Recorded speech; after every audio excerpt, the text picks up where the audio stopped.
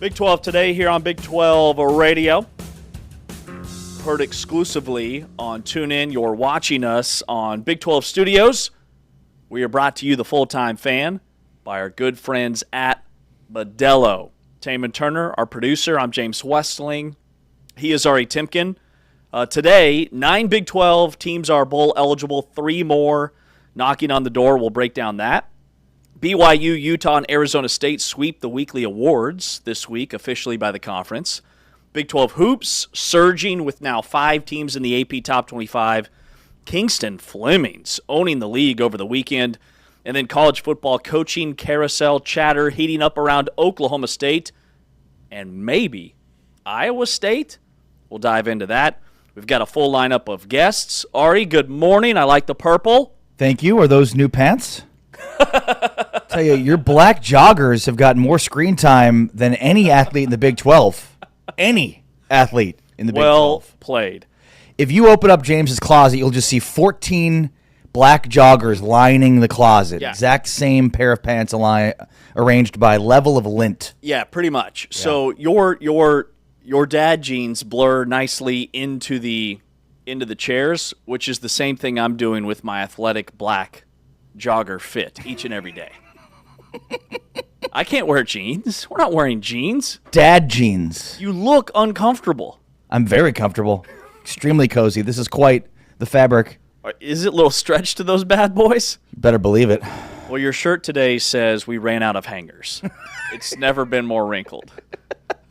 I asked you if you were wearing a new shirt. You said, I've had this forever. Clearly.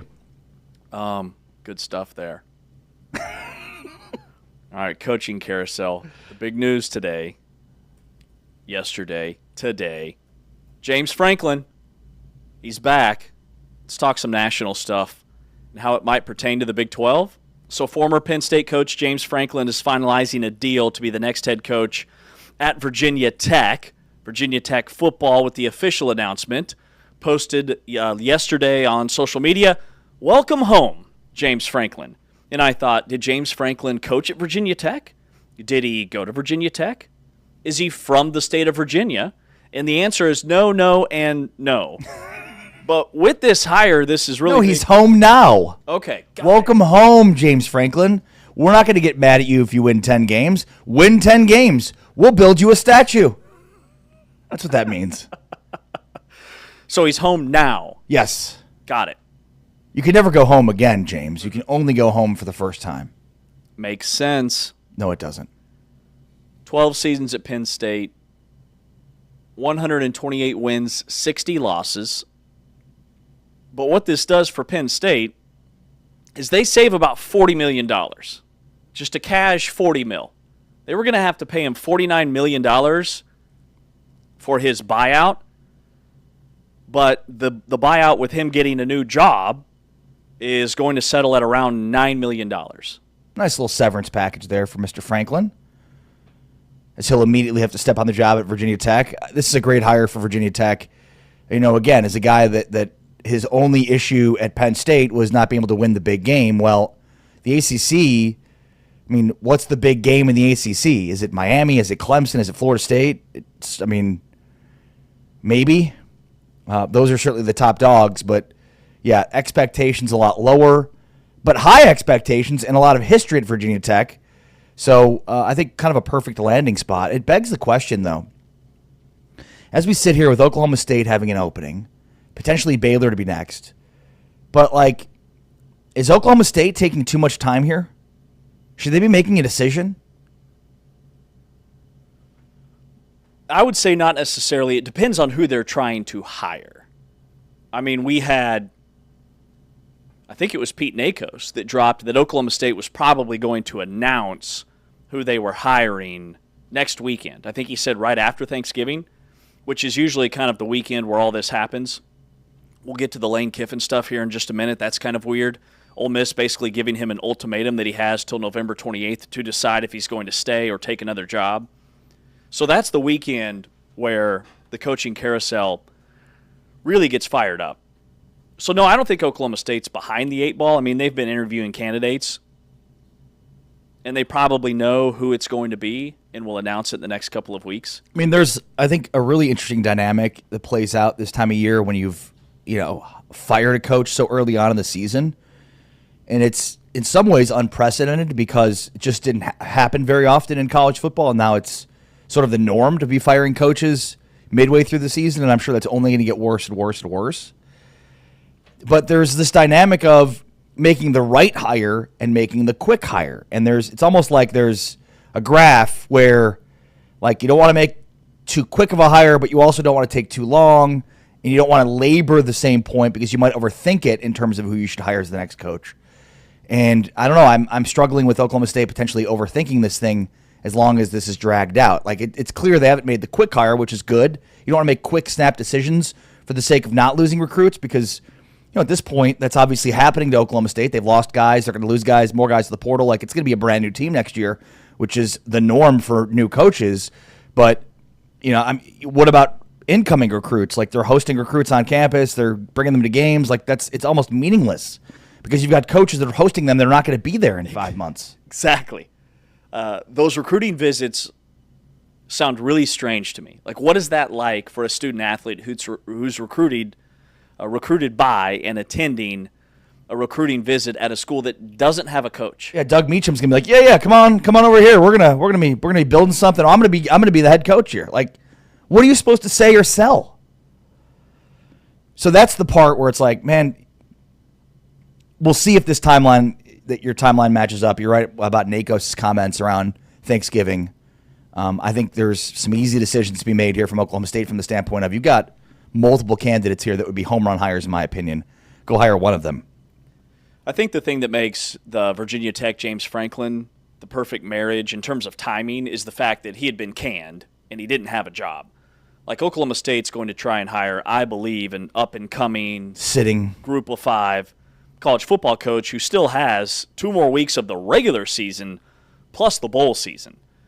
And if their team's in the college football playoff, that essentially takes that coach off of the board for those Group of 5 schools, I would think. At least that's how it's played out in recent years. But this guy, James Franklin, this is a great comment, is an absolute lunatic who loves football. If your job paid you $49 million to go away, I don't think you'd have a new job in a month, right? Because James Franklin would have gotten $49 million to not coach. Instead, he's getting $9 million and a new deal at Virginia Tech. So it's not about, that's a $40 million difference. Yeah, he's a football maniac who hates his family, I guess. Because you can get paid $49 million to not coach and hang out with your family for as long as you want. No, there's a balance there too, right? Between turning down jobs and opportunities and sitting on the beach and hanging out and doing what you want before those opportunities stop. Although, with a guy like Franklin, who's won at the level he has, I'm sure he could have sat out for multiple years and still gotten an opportunity to be a head coach. Mm-hmm. But this is a really good opportunity for him with a top-tier program in a conference that's up for grabs. And, his most recent jobs at both Vanderbilt and Penn State had clear ceilings. Mm-hmm. So we'll see if he can break through at Virginia Tech and what his ceiling looks like. But, it's been kind of a remarkable 12 months for James Franklin. Think about it. The whole thing at Penn State was he couldn't win the big game. They go and win a playoff game. Had all these expectations. Many had them as number 1 preseason and favorites to win the national title. Yeah. With Drew Aller coming back and everything they return. And, to think we're here before Thanksgiving and he's already the Virginia Tech head coach. Like, imagine they've won a playoff game last year and you get showed a picture of James Franklin in a Virginia Tech polo. You'd be like, huh? Right. Yeah, this is going to be 9 months from now. Yeah, think about that coming into the season, the LSU job being open, the Penn State job being open, all the others. I miss Virginia Tech being good at football, though. Yeah. They had a stretch under Frank Beamer. They won 10 games 8 years in a row, and they missed 1 year, and then they'd won 10 or more games like the 3 years before. They had a stretch from like 1995 to 2010, basically 30 years, where they were winning double-digit games just about every single year. They were winning Orange Bowls. They were playing in Sugar Bowls. So Virginia Tech, to your point, they have a lot of prestige and pedigree just from what Frank Bieber did there. He was basically their Bill Snyder. The other interesting situation that dropped yesterday, so Lane Kiffin in the Ole Miss job. Ole Miss has apparently given Lane Kiffin a deadline. He has to decide whether he's going to be the head football coach at Ole Miss before their November 28th Egg Bowl rivalry game against Mississippi State. So he's been tied to the Florida job. He's been tied to the LSU job. There's reports of his family visiting those cities with the use of private planes and tours. They're getting a tour of Baton Rouge to see if the family likes LSU. Ole Miss is 10-1. I mean, they're very much in a position to be in the college football playoff and play for some really big postseason stakes. And the school is saying, hey, there's a ticking clock. We need to know by November 28th. Who holds the power here? Lane Kiffin, the school? Is it a wash? What happens if he just says, yeah, I'm going to stay, and then November 29th he says, sorry, guys, I'm out? So who holds the power here? I think it's obvious who holds the power here, right? And I guess Ole Miss is trying to take back some of the power, but it feels like a fool's errand. They only do this because they know he's leaving, and I think that's what most people who are commenting on the story are missing here. Like, Ole Miss knows he's leaving. Mm-hmm. Lane Kiffin knows he's leaving. He sent his ex-wife, now girlfriend. I don't know if they're remarried or just back together again. But he sent her and his family to Baton Rouge and to Gainesville. I mean, he's leaving. You don't do that unless you're looking to buy a new house and looking to make sure your wife is happy in said new community. So, yeah, this is a move you pull if you're Ole Miss and you're fairly certain he's gone. And that's where I think, like, a lot of people who have commented on this story are saying, like, why would you do this? You have no leverage if you're Ole Miss. And it's like, yeah, because you have no leverage and you know he's gone. So this is the only card you have to play. Basically what you're saying is, hey, we know you're leaving. Don't drag this out. Make a decision. We need to move on too. So do it. And it's funny because what's their record? They're 10-1. They're sabotaging their own successful season. Yeah. Ole Miss doesn't have these very often. And by the way, once Lane Kiffin walks out the door, they can have many more of them. I mean, there's no precedent for Ole Miss winning SEC championships or competing for national championships, and that's something they're doing right now, but it's probably a big reason why Lane Kiffin is leaving, because this is probably the ceiling in Ole Miss football. Mm-hmm.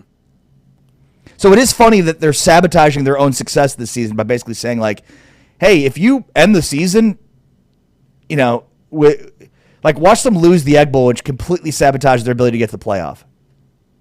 And Mississippi State's not a bad football team this year. No.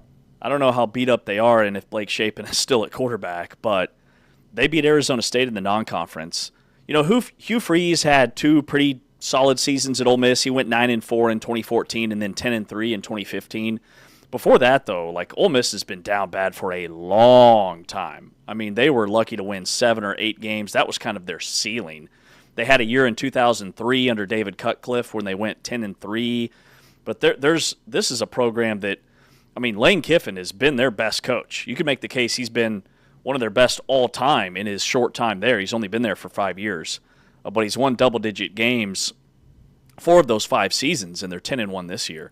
But an interesting note, so if he chooses to leave on his own, he would actually owe the school anywhere from $2 to $3 million, somewhere around there, which is nothing when you're talking about the money that gets tossed around college football. And do you think he's going to pay that? I mean, if he leaves on his own, or do you think he fights it? No, I think Florida or LSU is going to pay it. Oh, right. Yeah. Where would you go if you can go to Florida or LSU? I'd go to LSU. I'd go to Florida. Why? Well, I mean, I guess I'd rather live in Florida, with all due respect to Baton Rouge, Louisiana. And, I mean, Lane's from there originally. So I think both of those factors, yeah, I'd rather be, I mean, though LSU has access to great talent, I'd rather that talent be in my state. Like Florida is, I can come up with 8 or 9 reasons why I'd rather be at Florida than LSU. 8 or 9? I just hit a few of them. Yeah, so for me, it's just that I don't really like Gainesville. That's it. I've called games at Florida. I've been to Gainesville. Just didn't really do it for me. What's the knock on Gainesville? It was just it's an older city. It's kind of beat up. The stadium's really cool, and the basketball arena's nice. And I know that there's just an incredible amount of talent right there in your backyard. But it's not Miami. It's not Miami. It's not Tampa Bay. It is a very much college town that's very isolated too. I think we think Florida Gators and we think, oh, it's Florida, right? But no, it's not that way. Yeah, no. Baton Rouge is actually a really cool city. I think Jacksonville's the closest city to Gainesville. So yeah, I mean it's Jacksonville, Orlando, not too far. But I feel like geographically, Florida's not it's long, but it's not that far to drive different places. But yeah, I mean I don't need to spend time in Miami. Tampa's cool.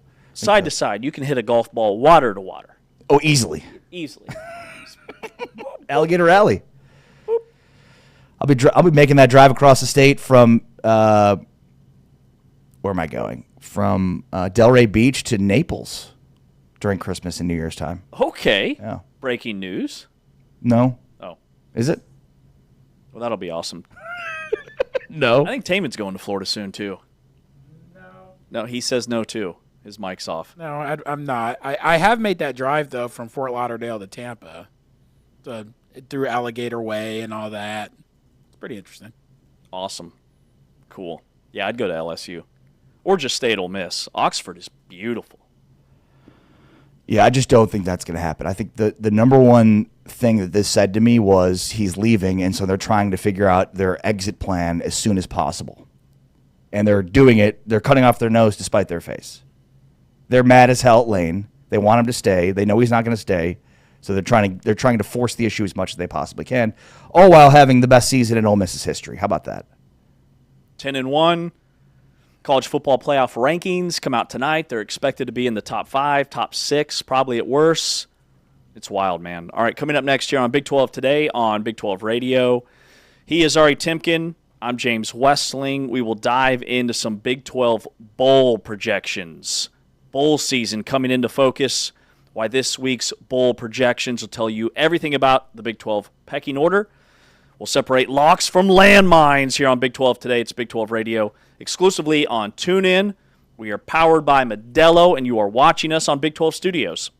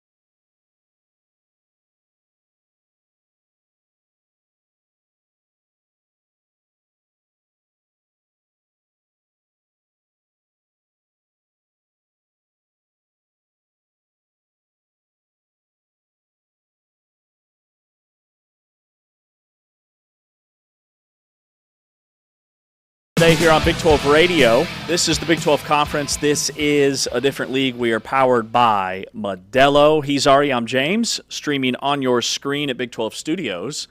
Coming up here in about 15 minutes, Matt Tate will join us to get the inside scoop on what's going on with Darren Peterson at Kansas. The freshman phenom has missed 2 games for KU. They've got Duke tonight. He's the managing editor for KU site Wave the Wheat.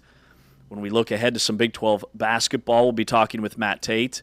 Yeah, and tonight Kansas plays Duke at Madison Square Garden in a game where Kansas is now a 10.5-point underdog.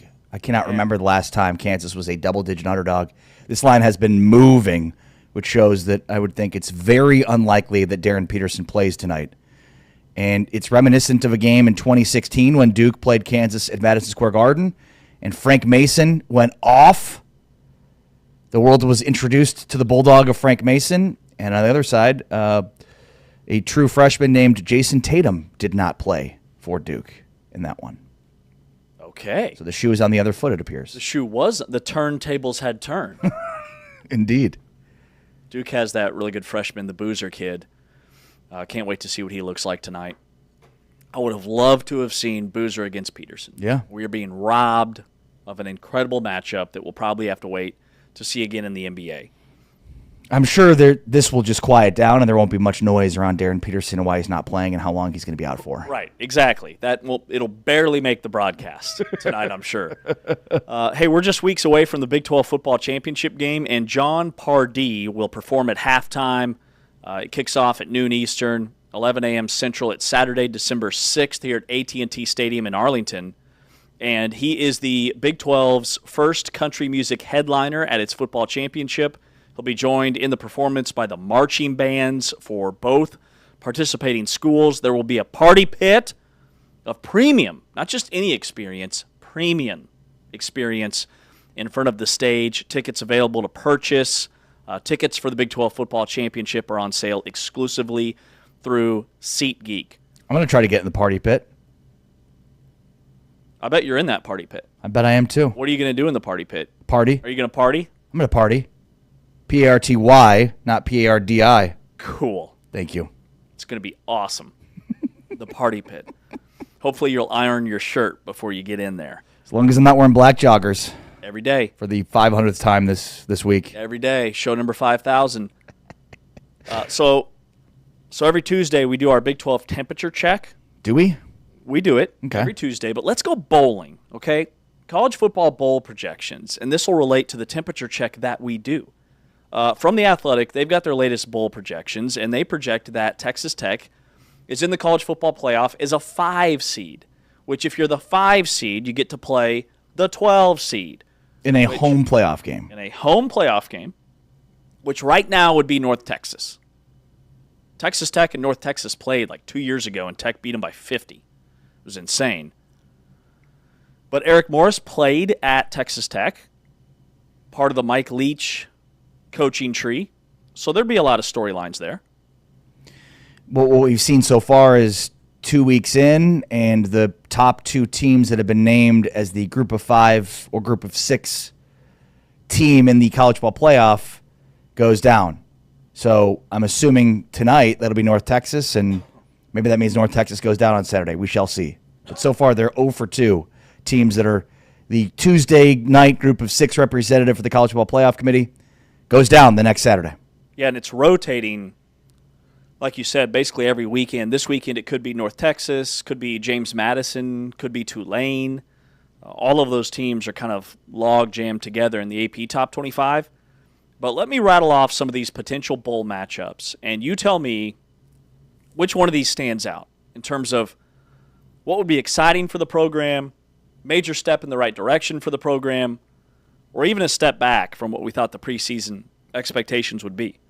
So Arizona's listed first. And the thing I love about The Athletic and the way they do this is they have it written out for each bowl, the pecking order of where you finish in your conference and the bowl designations for each of these teams and each of these bowl games. So the LA Bowl will actually feature because the Pac-12 still has a built-in bowl agreement with a lot of these bowls. So like the 6th place team in what would have been the old Pac-12, even though they're in a different conference, will play in the LA Bowl, which would be Arizona right now from the Big 12. So Arizona would play San Diego State. There's one.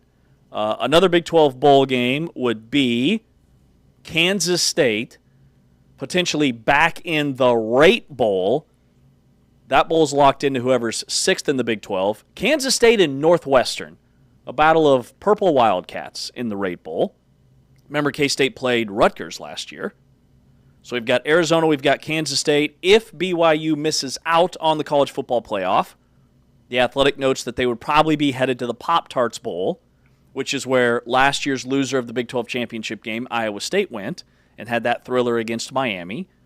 They've got BYU and Georgia Tech in that matchup. The Texas Bowl, they have Iowa State. The Texas Bowl will take the 4th Big 12 team. They have Iowa State against Missouri. And then they have Baylor going to the Independence Bowl playing Louisiana Tech. Whoever gets sent to that Independence Bowl plays somebody from the Sun Belt or Conference USA, which is why TCU played Lafayette last year. And then in the Las Vegas Bowl, we keep going. Utah and Nebraska, potential for a solid matchup there. Armed Forces Bowl, TCU against Skipped UTSA. over the Alamo Bowl. I did. Thank you, sir. The Alamo Bowl, 2nd Big 12 team, Houston against USC. So that bowl game has a Big 12 and a Pac-12 tie-in, which is why we had BYU and Colorado last year. And then there was one more. The Armed Forces Bowl you mentioned with TCU, which, by the way, would be a home game for TCU, because that bowl game, the Armed Forces Bowl, is played at Damon G. Carter Stadium. Is that the one they play in Fort Worth? Mm-hmm. Not only in Fort Worth, but at their stadium. How about that? Yeah. So that would be TCU against UTSA from the American. And then the Liberty Bowl has Cincinnati against Tulane. Should be a very good bowl game. Of all these bowl games, is there any that stands out that would be, hey, that's a major step forward for that program? And a bowl game to get really excited about for the next season? Well, I mean, the Liberty Bowl for Cincinnati. I would say if Iowa State played Missouri in the Texas Bowl, that would be a huge deal because of the old, Big 8 old rivalry that Iowa State and Missouri have had. And then, of course, in the great state of Texas, which both have had success in recruiting over the years.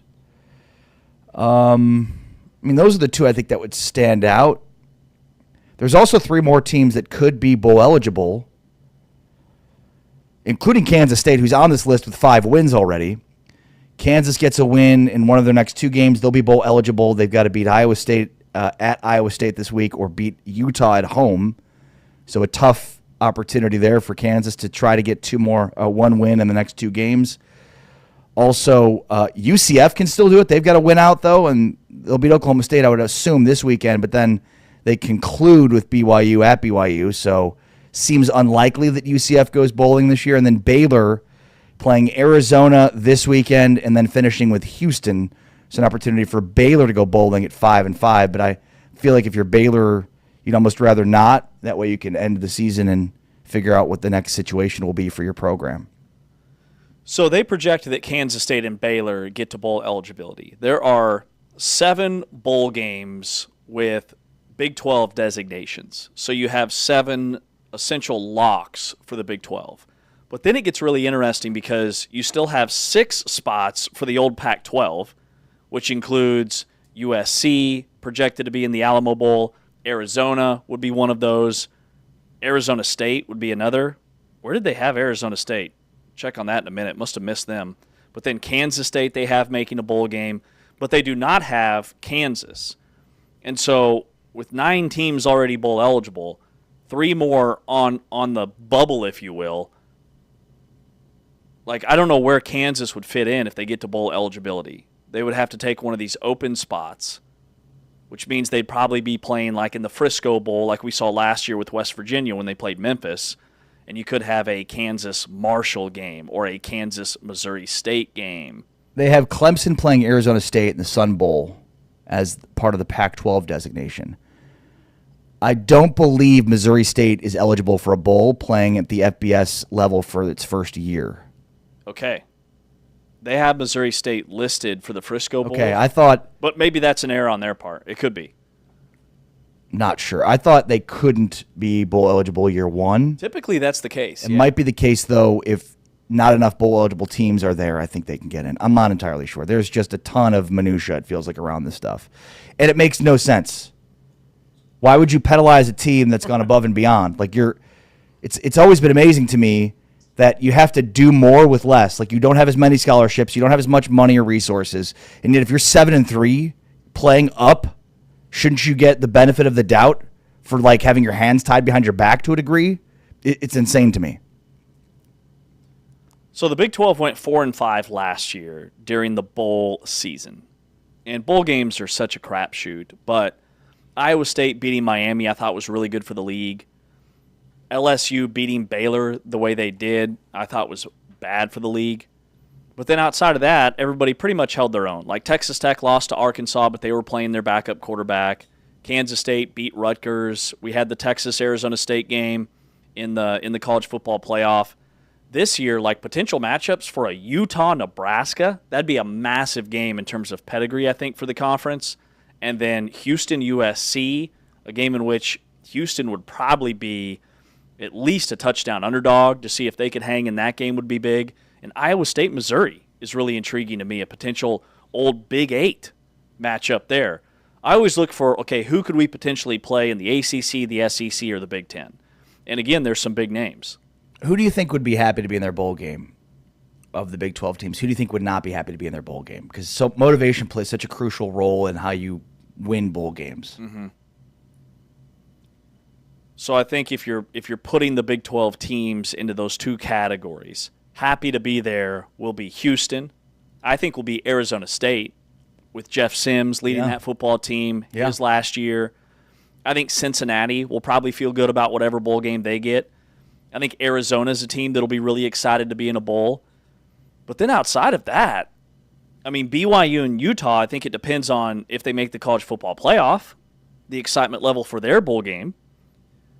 I think the BYU-Colorado game last year had so much hype and anticipation because it was BYU playing Colorado. It was BYU playing against all those future NFL players, and Shedeur Sanders and Travis Hunter, and a guy that won the Heisman. You know, the Heisman's announced before the bowl games, so there was a lot of hype just surrounding that individual matchup. I don't think BYU is going to be as excited this year if they end up in the Alamo Bowl because they're so close to the college football playoff. What's the record for Big 12 teams getting to the bowl game? Do we know? Getting to... Like, how many teams is the record for the Big 12 to have in bowl games? I thought last year tied it. I think so, too. With 9. Yeah. And we're already at 9 bowl-eligible teams this year. With 3 more, potentially 4 more. Mm-hmm. Now, UCF, it seems unlikely, but Kansas, Kansas State, and Baylor all at 5 wins right now with 2 to play. So, pretty good shot that the record is broken this year with at least 10 teams getting to 6 wins in the Big 12, which speaks to the top heaviness of this league and consequently how it's bottomed out in some ways, in some respects. Yeah. And I think the teams that'll be disappointed with the way their season has gone and be kind of ho-hum about whatever bowl they get is Kansas State, Iowa State, TCU, Baylor, Kansas if they get there. Yeah. I mean, I think Kansas will be excited. Since they didn't go to one last year? Yeah, and since, I mean, at this point, it almost seems unlikely, given to not get to a bowl game, Kansas would have to lose, I think, 4 straight to end the year. No, losing would be 1, 2, 3, 4. Be losing 5 of 6. They beat Oklahoma State to get to the 5th win, but losses to Tech, Kansas State, Arizona, Iowa State, potentially in Utah. If they don't win this weekend, they're not beating Utah at home on, I mean, it's their senior day, but that just seems very unlikely, especially because Utah could be in position to go 10-2. Yeah, Utah will bring it for that game.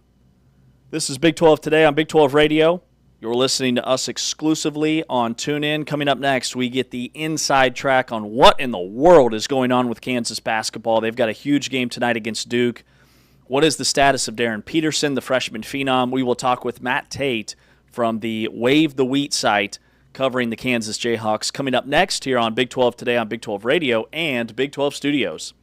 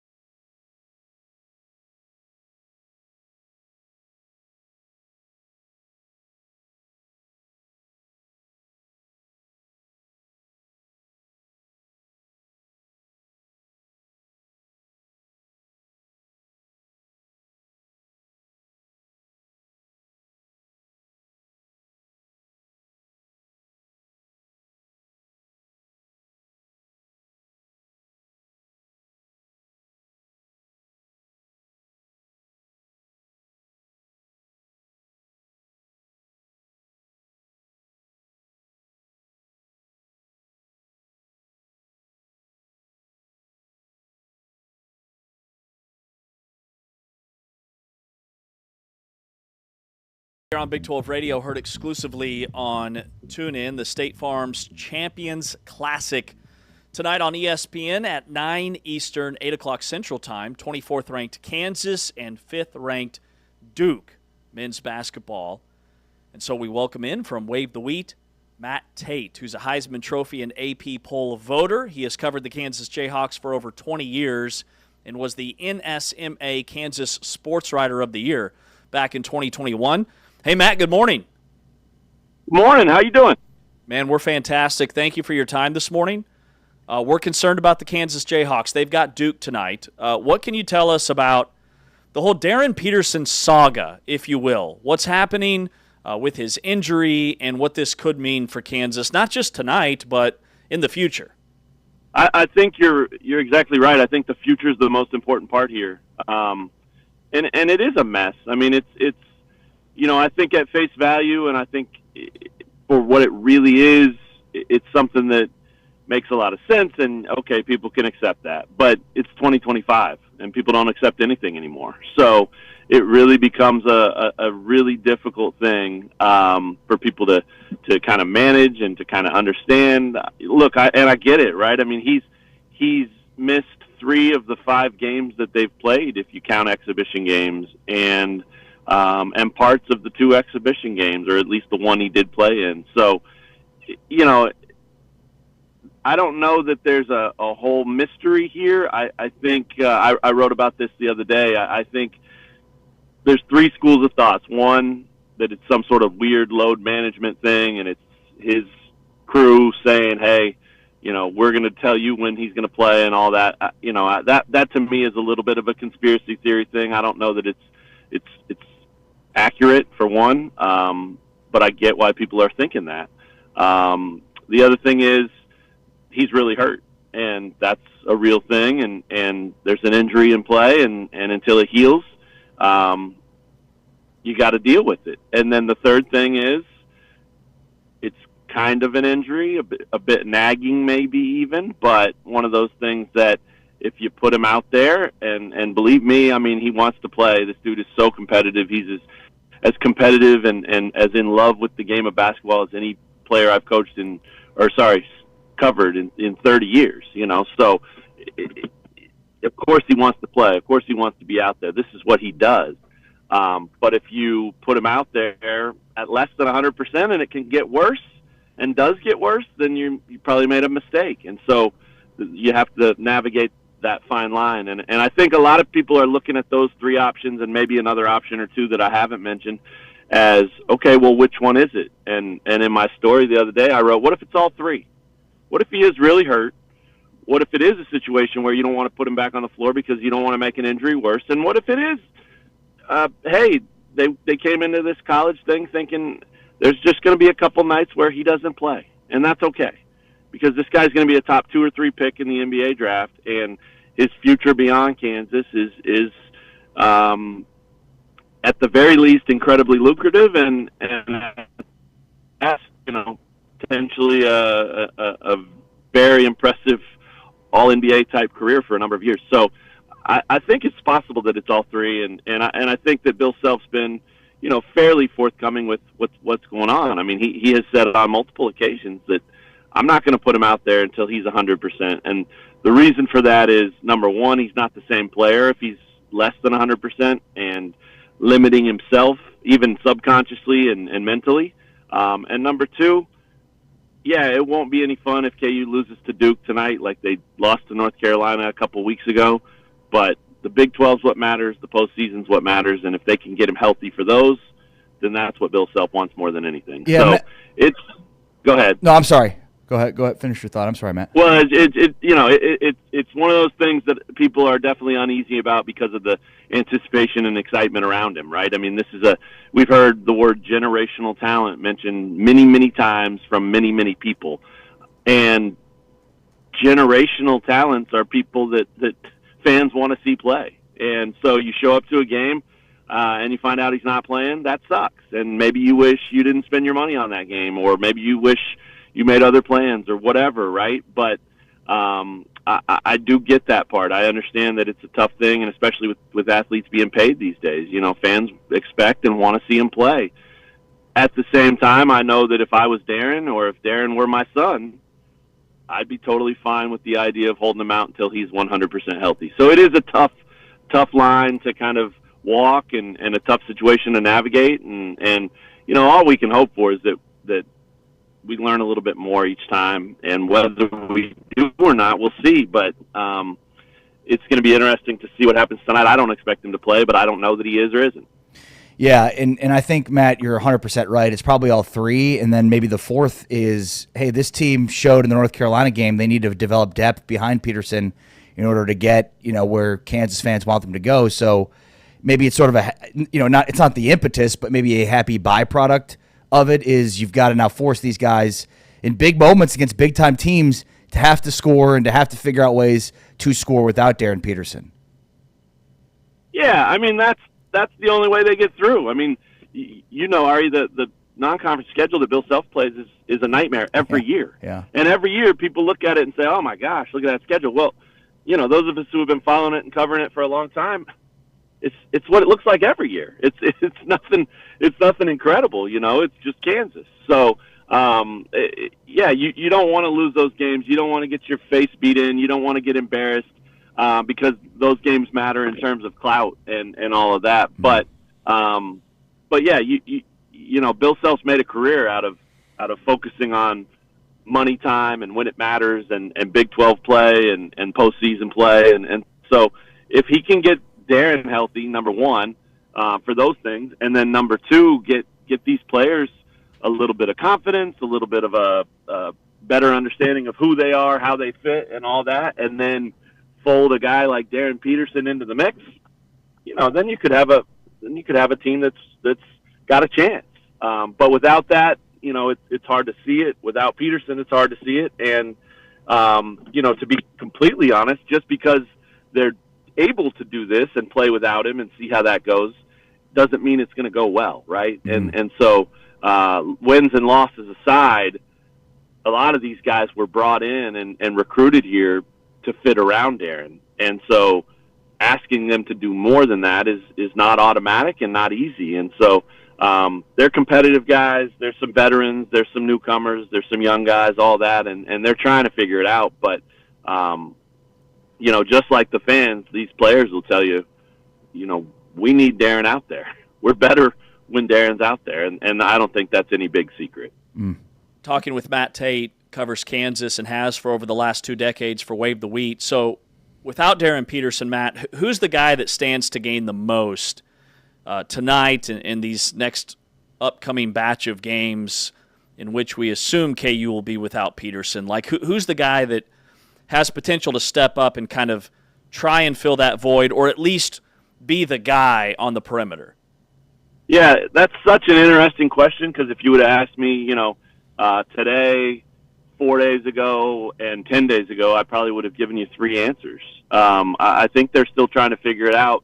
The story I have on the site today, which it was wild. We had a little bit of a site migration and site maintenance situation, updating and upgrading our site. And so on Saturday at Allen Fieldhouse, when I was covering the Princeton game, I didn't have a site to post to. We were down over the weekend, and so I showed up. I did my job. I tracked some things. I was on Twitter and went to the press conference, but I couldn't write. And so I was hoping during the game to find something that would be, well, okay, if our site comes back up and it's the migration's done and it's 3 days from now, no one's going to care immediate reaction to the Princeton game, right? So I had to figure something else out. So I decided that whole game to track possession by possession by possession who initiates KU's offense when Peterson's not on the floor. And it was, I loved it.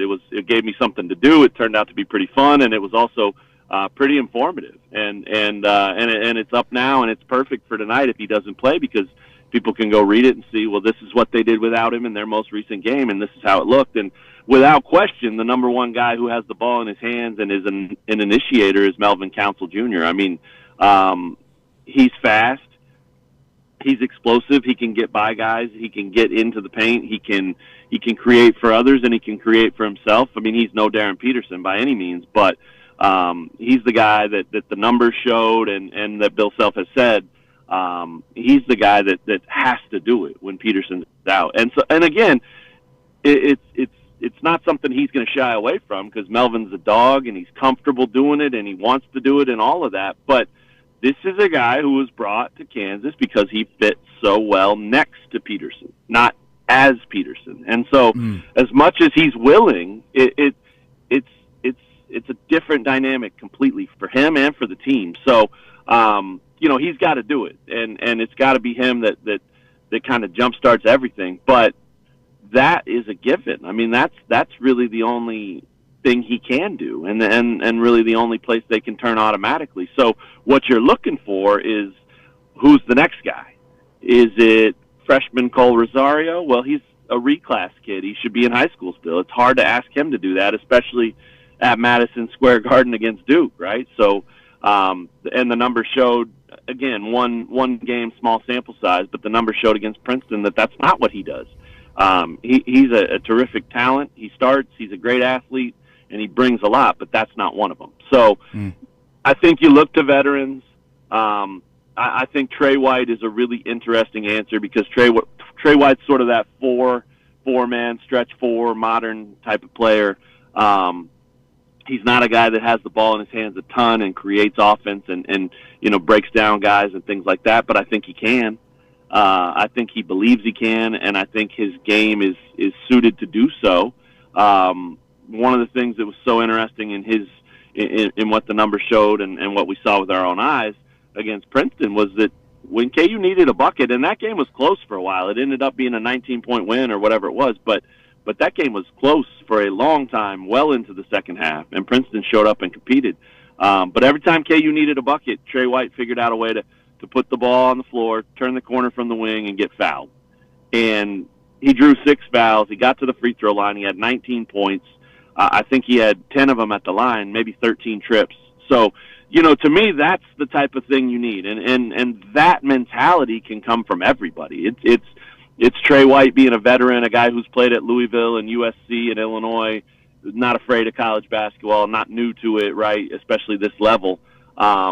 That's willing to do it in those moments. So he's an automatic answer, and he can do it in his way. But to me, Cole Rosario needs to do it. Freshman Bryson Tiller needs to do it.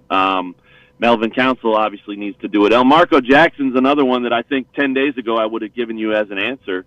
But Elmarco looks still a little off. He's recovering from that injury. He started the first couple of games when Peterson was out, and he didn't start the other night. And a large part of the reason for that is he's still processing everything so slowly. He missed a whole year with injury, so he's still coming back from that. Physically, he's 100%, but you can see him mentally slow down a little bit by, okay, do I do this? Do I do that? What do I need to do next? And Bill Self equated it to sort of a checklist. He makes a read, but then he's got to go A, B, and C and go through the checklist before he makes the play. Give him time, and if he was fully healthy and mentally and physically where he needs to be, then he would be an easy answer for this because Council and Elmarco are the guys that Self has said, have the first step that's quicker than anything on this team, even Peterson. But Elmarco's not quite fully right now, and so I don't think he's an answer, but at any moment it could click for him and he could be an answer. So it's the classic case of, you don't replace Darren Peterson with one guy, right? It's a collective effort. I always go back to the Remember the Titans movie where Denzel, Coach Boone says, hey, you cannot replace a Gary Bertier. You can't. It's got to be a whole team effort on defense. So I think that's what Kansas is looking at here. It's got to be multiple guys with the mindset of attack, get downhill, draw fouls, and find offense that way. And then, of course, they shot 5 for 21 from three-point range against Princeton. That won't do it against most teams. So if that becomes 10 for 21 or 8 for 21, that's a much better offensive day automatically, right? So if they can knock in some shots, that'll help too. Real quickly, Matt, do you see any situation in which Lance Leipold is not back as the head coach at Kansas next season? I don't. No, I don't at all. I think for financial reasons, first and foremost, but also because, the guy has put this in position where it is to where the expectations have changed at KU. And while maybe he is, especially if they lose the next 2 games, if they don't make a bowl game for the second year in a row, maybe he's falling into that position of being a victim of the expectations he created, right? And that's tough, and that happens. And And at that point you do start considering it and thinking about it and looking at it and all of that. But for my money and for the way I know that Kansas operates, even if that's the case, even if he starts falling short of the expectations that he created on a regular basis, I think then you have to reset expectations and say, okay, when you came here, Lance, all we told you is that we wanted to be a consistent bowl contender and a team that's relevant and a team that can build back up. And he's done that. And they're around the 5-6 win mark, 7 win mark, right? And they're competing for that, and they're competitive in most games. So that's the old expectation, and he hit it. And you don't knock a guy for that, right? But if the expectations now are, okay, well, we want to be an 8 or 9 win team or bust, then you have to tell him that, and you have to let him go try to meet that expectation. And if he doesn't, then you might think about doing something. But I don't think financially or in terms of how it fits your culture and what you're trying to do here, I don't think you can even give two thoughts to thinking about moving on from him. Not yet, not even close. Yeah, that makes sense. Definitely makes sense. Great stuff. Matt Tate from Wave the Wheat. Matt, appreciate your time. Yeah, man. Thanks for having me. Always. I appreciate it. And we will talk to you guys hopefully sometime soon. All right, Take man. care, brother. Thank you. Thanks, Matt. Great stuff from Matt Tate. Wave the Wheat, R1, S1 Sports, Wave the Wheat, covering the Kansas Jayhawks, breaking down the Darren Peterson saga. A lot of different conspiracy theories out there. He touched on all of them. Really, really insightful stuff from Matt Tate, our Kansas beat writer. All right, coming up next, Big 12 Weekly Award winners. This week, the league's best came from Provo, Tempe, Salt Lake, and others. He's Ari Timken. I'm James Westling. This is Big 12 Today on Big 12 Radio, heard on TuneIn, watched on Big 12 Studios.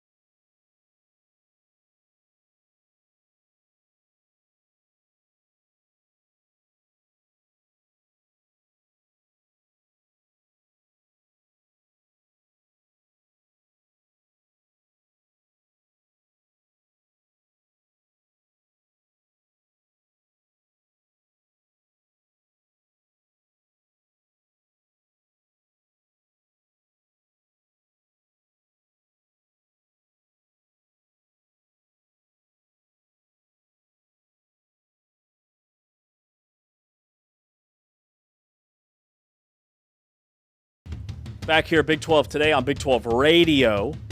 Heard exclusively on TuneIn. You're watching us on your screen, streaming on the Big 12 Fast Channel, Big 12 Studios. We're on your Roku device, Amazon Prime, DirecTV, YouTube, and more. We've got a couple of Big 12 Radio games of the week this weekend with Baylor at Arizona at noon Central, and then followed by BYU at Cincinnati. That's an evening kick. That is the marquee football matchup this weekend. We are brought to you, the Full-Time Fan, by Modelo. He's Ari Timken. I'm James Westling. All right, what'd you think about some of Matt's comments, and what are the expectations tonight for Kansas? You noted earlier that I can't remember the last time KU was an underdog by double-digit points in basketball without Darren Peterson. What are your expectations going into tonight? And then just some of the stuff he was saying about the whole Peterson injury thing. Yeah, I mean, I think, and Matt pretty well outlined this, I think all things can be true here. I think, like, there is clearly some sort of injury. They are probably being overcautious with the injury, which they should. And you know, it's tough to be mad about it. Ultimately, though, only time will tell how much this will put him on the shelf. And, you know, look, at the end of the day, you need him healthy at the end of the season. And as long as that's the case, that would be great. Now, there is, in some ways, a history at Kansas. Like Andrew Wiggins and Joel Embiid, the year that they were true freshmen, they were not healthy and did not play in the NCAA tournament. And so that's in the back of the minds, I would imagine, of KU fans thinking, like, here's these expectations, here's this guy that's otherworldly, and are we going to get to see him at his peak and at his potential? I also think, like, it's not a given that he's the number one pick, and I'm assuming his expectation is to become the number one pick.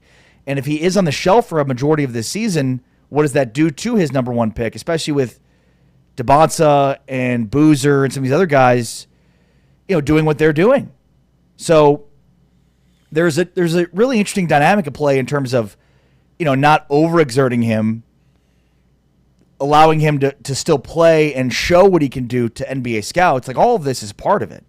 And this is one of those games. Like, scouts are going to be in attendance at Madison Square Garden. They want to see Peterson versus Boozer. They're not going to see it. That's going to be a knock on Peterson to a degree. But, yeah, I mean, I think they're all true. And then, you know, the other part to this is KU does have to have some guys emerge and gain confidence as being scorers, because that's the issue with this team coming out. You know, I don't win or lose, you obviously want to beat Duke if you're Kansas, but win or lose, what I want to see is who emerges that can become a secondary scorer or third scorer for this team, because that's going to be crucial for them to get where they want to go. Andrew Wiggins played in the KU Duke game when he was at KU.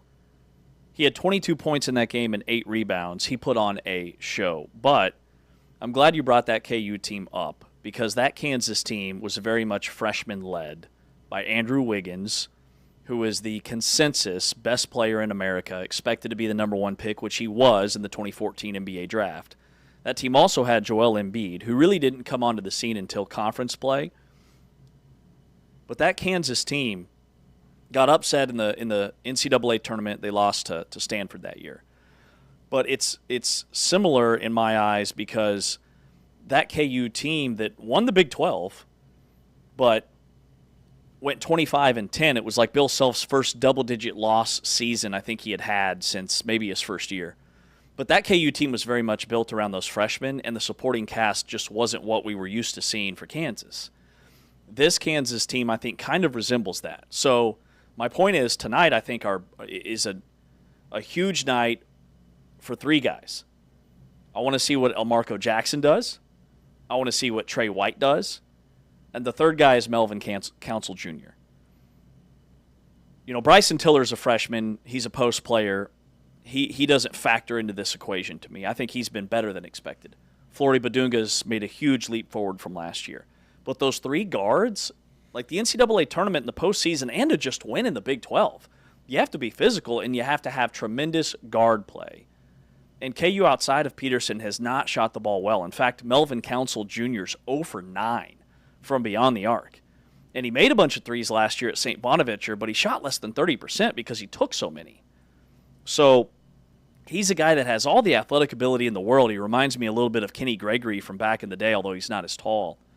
But let's see if he can put the ball in the basket. At the end of the day, the Big 12 has 6 teams in the latest AP Top 25. Now, Houston was replaced at number 1 despite a win over Auburn, basically at Auburn and Birmingham. Crazy. Purdue takes that number 2 spot, but Kansas is down to 24, with Iowa State at 16, Texas Tech at 15, and then BYU at 9, Arizona at 4, Houston at 2. So you still have, 2 teams in the top 5 if you're the Big 12, 3 in the top 10, and 4 in the top 15, with Iowa State and Kansas just outside the top 15. So, it's funny to see how this conference has become more than just Kansas dominating. Yeah. And that remains true this year, too. Mm-hmm. Very well said. And very different from the Wiggins era at KU. Right. All right, we'll be talking. Exactly. We'll be talking more basketball with West Virginia women's basketball guard Sydney Shaw. She joins us here in about 20 minutes. Big 12 football weekly award winners. This is from the conference for Week 12 of the college football season for games that were played November 15th. 4 teams representing the league: Arizona State, BYU, Texas Tech, and Utah. Co-offensive players of the week. How about the bounce-back performance from BYU quarterback Bear Bachmeier? 296 passing yards, 59 rushing, a couple of touchdowns in the win over TCU. And then Jeff Sims, the co-offensive player of the week, a pair of quarterbacks. One freshman, one 18-year senior, Jeff Sims at Arizona State, who had 207 passing, 3 touchdowns, plus 81 more on the ground.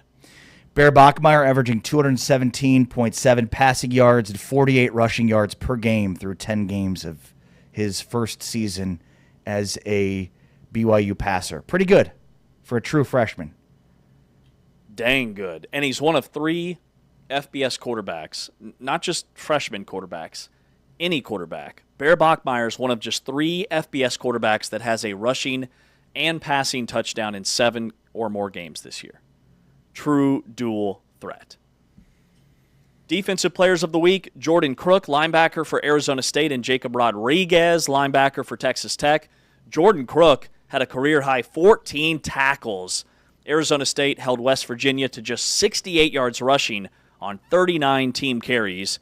And then Jacob Rodriguez, 9 tackles, had another interception, had a rushing touchdown in Tech's 48-9 win over UCF. Yeah, Jordan Crook has just been quietly a monster for Arizona State this year, and he's the perfect example of what this team represents culturally. He's an undersized linebacker, 5'11", 220 pounds, and, his speed, his instincts are what make him overcome that size piece. But he was told in a lot of spots, you're not big enough to play at this level. And I think that's what this Arizona State team has rallied around. A bunch of guys that were told that they couldn't play at this level. Jeff Sims at quarterback, Derek Eusebio at wide receiver, and just these guys stepping up for Arizona State on defense in the absence of Xavier Alford. So just the perfect example of the perfect person to personify what Arizona State's been dealing with this year and what they represent culturally. Which, it's so stupid that he wasn't a higher-rated high school recruit. He went to Duncanville High School here in Texas, a powerhouse program. Oh, yeah. Had 100 tackles, double-digit TFLs, 4.5 sacks, 3 forced fumbles, 3 picks.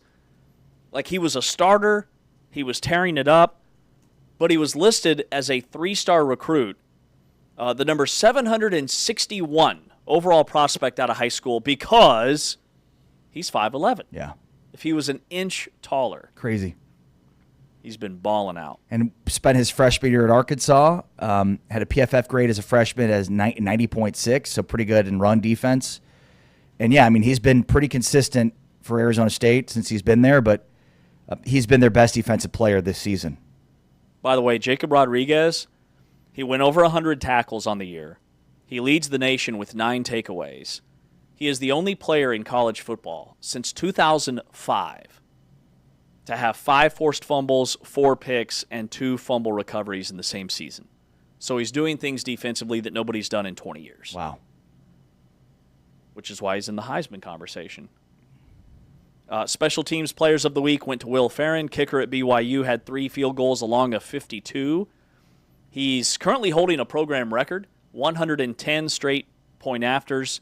And Jesus Gomez, how many times has you won this award for Arizona State? He had the 49-yard game winner against West Virginia.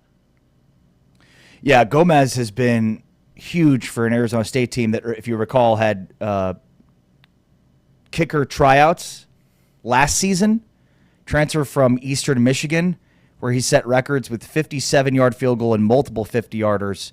So, guy has the leg to be a potential NFL kicker if you're kicking from 57, and we've seen him do some long-distance kicking for Arizona as well. Freshman of the week goes to not Bear Bachmeier. It is Utah quarterback Bird Ficklin. 166 rushing yards on just 6 carries. He had touchdown runs of 67 and 74 yards. Broke his own rushing record for a Utah quarterback in their win at Baylor. From Muskogee High in Muskogee, Oklahoma. Yeah, how about Bird and Bear, the 2 true freshman quarterbacks in the state of Utah? Pretty remarkable story. Of course, one is nicknamed Bird and the other is actually named Bear, but yeah, unbelievable story. And I don't think there's any question that Bear has outplayed Bird, but that's just based on, availability and opportunity. And, what one of the things we haven't yet talked a ton about as we've been looking at, hey, will, Dave Aranda lose his job? What about, is Lance Leipold on the hot seat? Any other coach on the hot seat? Utah's playing Kansas State at home on senior night. This could be the last home game that Kyle Whittingham's the head coach of Utah. That is a very real possibility. You think so? Yeah. It's a very real possibility. So we'll see. But, it looks like if he does leave, regardless of how this season ends up for Utah, the cupboard will not be bare or Bird. Thank you. Nicely done. So here was Bird Ficklin's offer list out of high school. Just an Okie from Muskogee, right? He had offers from Utah, Army, Florida A&M, Grambling State, Incarnate Word, Montana, North Texas, Sam Houston, Texas State, Tulsa, UNLV, Utah State, and UTSA. And here he is at Utah playing crucial snaps for a team that's competing for a playoff at one of the most successful Power 4 conferences we've seen over the last decade. How about that? He is balling out. Had 1 Power 4 offer. It's almost like Utah knows what they're doing. Speaking of Utah, they won the Offensive Line of the Week again. 4th time that they've won this award. They ran wild. 380 yards. They had a pair of 100-yard rushers and averaged a blistering 8.2 yards per play. Yeah, the Utes O-line is leading the nation average time allowed before a sack at 5.3 seconds, which is an incredible number. Obviously, that has a lot to do with their running quarterback. Also, they're averaging 267.1 yards rushing per game, which is 3rd best nationally, but first amongst non-service academies. So there's 2 service academies in front of them at rushing yards per game. That's how good of a rushing attack Utah has. They're not even a service academy with almost exclusive rushing and still tops in the nation at rushing yards per game. So we know that they've got NFL offensive linemen on their roster. We know that's what it takes to win playoff games. You've got to have dudes up front, and they've got dudes up front. And like the only exception to their ability to run the football as effectively as they have has been against Texas Tech. That's it. Everybody else, they've been able to exactly do whatever it is they want to do. Do you think they win the Joe Moore Award? Utah's in the conversation. I would think. I know Cincinnati is a semifinalist, but that number you just had on average time, 5.3 seconds. 5.3 seconds. So that's ridiculous. Dampier's never taking sacks. They had 3 sacks allowed through the first 6 games. I mean, that is mind-blowing. And they've got probably 3 guys that'll be high draft picks on the offensive line. And Devin Dampier got sacked how many times at New Mexico last year? all of a sudden their offense, like we think Utah football and we think Utah defense, this is a dynamic offense if Devin Dampier has that much time to throw. Yeah. That is a lot of time for receivers to get open. It's a lot of time for him to see what lanes might be there in terms of him as a runner. That is staggering. Well, I mean, if you watch the game on Saturday, like, with all due respect to Bird Ficklin, who did stiff arm a dude into the ground, and Wayshawn Parker, who's, I'm not trying to diminish their abilities, but they're running through Zamboni type holes here. I mean, it doesn't matter that you know what Utah wants to do. You still can't stop it because they are knocking you off the ball at the point of attack. And it's fun to watch, right? Like, we don't traditionally think of rushing offenses as being fun to watch, but when their offensive linemen get in space or they're one-on-one, even in certain situations when you get Fano having to block two guys, like it is offensive line porn watching their offensive line play. How many? I think you could average like 4 yards per carry behind that. It'd be tough because I'd get the handoff and I'd just cower. I'd fall to the ground and cower like a coward. Just hide behind your offensive line. Just tuck in there. Just please don't touch me. 3 or 4 yards per carry. Easily. Easily. Defensive line of the week goes to BYU. 3 sacks, 5 TFLs. They allowed only 13 points against TCU. Held that potent TCU passing attack to 183 yards. Their lowest since 2023. So 2 seasons a low for TCU through the air. Yeah, I mean, I think when we look at BYU and Utah, 2 extremely comparative teams, I'm not trying to say like BYU has a bad offensive line by any stretch of the imagination. I think Utah's got the better offensive line, and I think BYU's got the better defensive line. Oh, you compare those programs. You compare those teams in the trenches. Well, they're very similar. I think Utah is, I don't want to say better offensively because like BYU has the better weapons, but I just trust a more experienced quarterback. And that's no knock on Bear Mockmeyer. I just simply looking at it and saying, if you're in a playoff game, I trust the guy that's played in a lot more games at this level than I do the guy that hasn't. It's basic. But defensively, I think BYU's better, especially in the back end. They cause more turnovers. They're a little bit more disruptive. But these, like, that's not a knock on either of these programs. It's just interesting how similar they are. If that game was played today, what do you think the line would be? Utah, BYU? Yeah. What was it when they played? BYU was favored by... It was 3, wasn't it? No, Utah was favored. Yeah, it was like 3.5.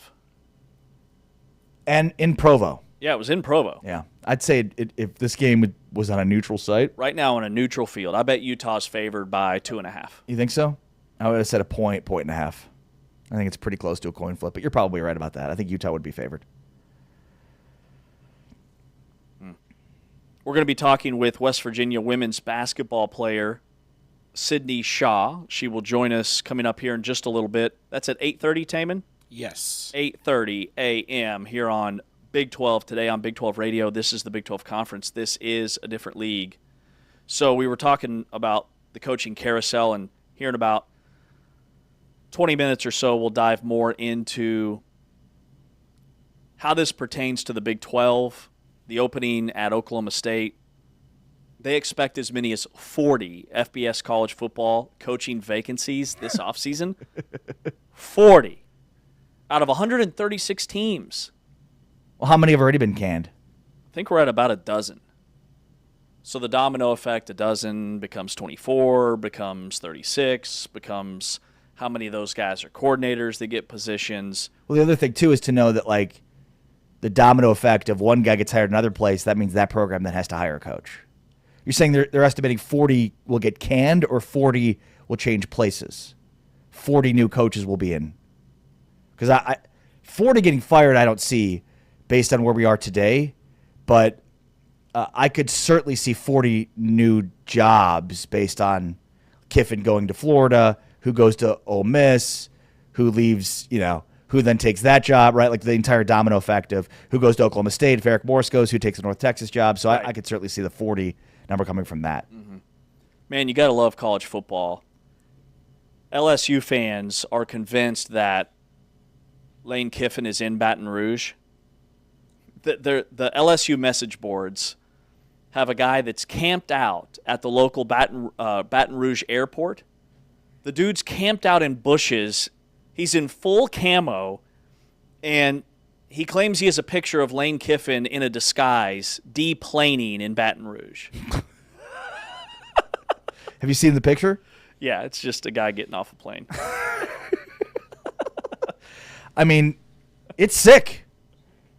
College football fandom is sick, and it's what makes it amazing. But, yeah, I mean, tracking planes, wearing fatigues to go scout at private airports.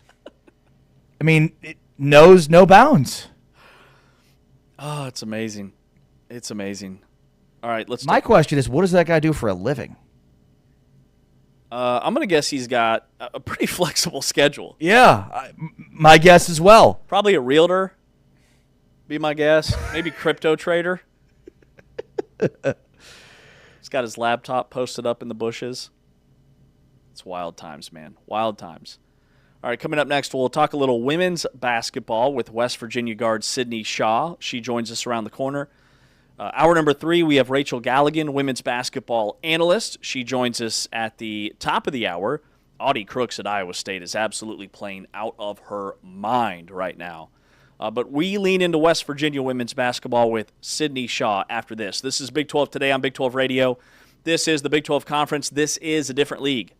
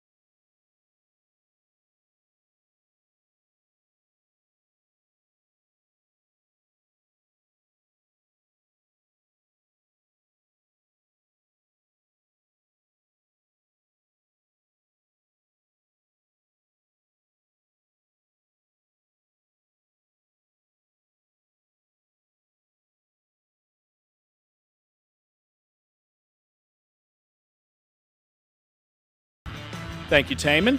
Back inside Big 12 today on Big 12 Radio, brought to you, the full-time fan, by our friends at Modelo.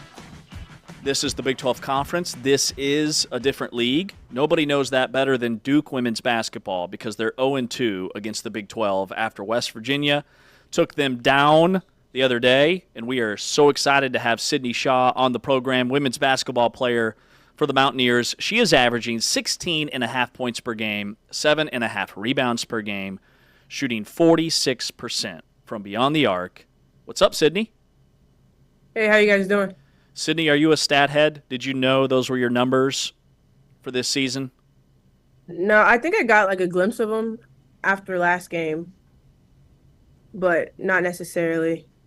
I won't check for it. Well, they're impressive, okay? And West Virginia's off to an impressive start. You guys are 4-0.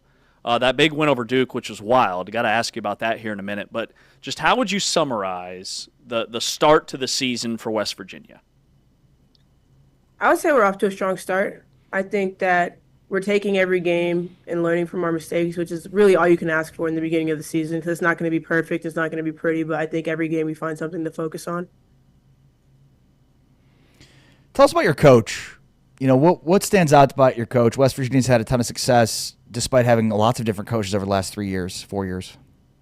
I would say just his demeanor. He's very analytical. You can tell when he's analyzing a situation. I trust him. I love him. He's a great guy. So that win over Duke, 57-49 last Friday. Duke was number 15 in the country. Your coach said, you know, crazy stuff in sports like that happen. There's just something where you kind of rally around each other. What I'm talking about is there were 6 players that were ejected in the first half. There was a scuffle between West Virginia and Duke. Just take us through from your vantage point, you know, what happened and how you were able to kind of overcome that resilience and everything that it took to get the win. Honestly, I didn't even know it was happening. Like, if you rewatch the tape, I'm like walking back to the bench to go to halftime, and then I hear commotion. I'm like, oh no, right? So I look over there, and you know, I go get my teammate, and then I see in my peripheral, I'm like, why are there people running? What's going on? My team just clears the bench, and I knew that in that moment, probably something not great was going to happen, simply because of how strongly they enforced that rule. You know, I'm like, this is a great time to make an example. Not saying that they made an example out of us, but like to enforce it, you know? And so, I don't know, when coach was reading off the names that were left, in my head, I'm like, oh that means I'm the PG. That was really what was crossing my mind over and over again. Yeah, I mean, how important is it for you to take out a leadership role like that in those kinds of situations? I'd say extremely. I think that it's nothing that I haven't prayed for. I prayed for situations to show that I can. And I know that I can, but I'm glad that I got to showcase that on the stage that I did. You said with the players that got ejected, you said the rule. What were you talking about there? What is the rule? Is it players that leave the bench are automatically ejected? And what is it? Yeah, it's exactly that. Okay. So you guys are down 23-20 at halftime. After all that, by the time they get everybody to the locker room, because this happened at the tail end of the first half, what did Coach Kellogg say to the locker room? What was the vibe like at halftime? Well, a lot of it was them trying to figure out what was going to happen before we can take a step forward into the second half. And so we were by ourselves, amongst ourselves in the locker room for a while. And, you know, just trying to gear everybody's mind from off of what happened and the high emotions and everybody being frustrated to like, okay, now what's going wrong? What's going wrong in the game? Forget what those 10 seconds. Like, what can we do better? Because we're not doing a whole lot right, and we're still in this game. So that was that locker room conversation. Then when he came in, he had the news, and I think we were all just like in awe. Like, we were just like, there's no way. How many players were left? 5. Exactly 5. That's wild. So not only as you mentioned, like you're thinking, oh, I've got to run the point the rest of the game. Like also we don't have a bench, so I can't leave the game. Like we're all you like. In some ways, it's like this is great. They're not taking me out. And the other side of it's like I better be not huffing and puffing. Yeah, talking about playing free, right? You can't sub me out. That's amazing. You guys finished the game with 5 players. Yeah, they all left the bench, dude. What do you want? What, like, you could, No, listen, we had one player, Logan Johnson, that was just standing there going like this. And I said, thank God, we would have been in a box on defense. Could you have finished the game with 4 players?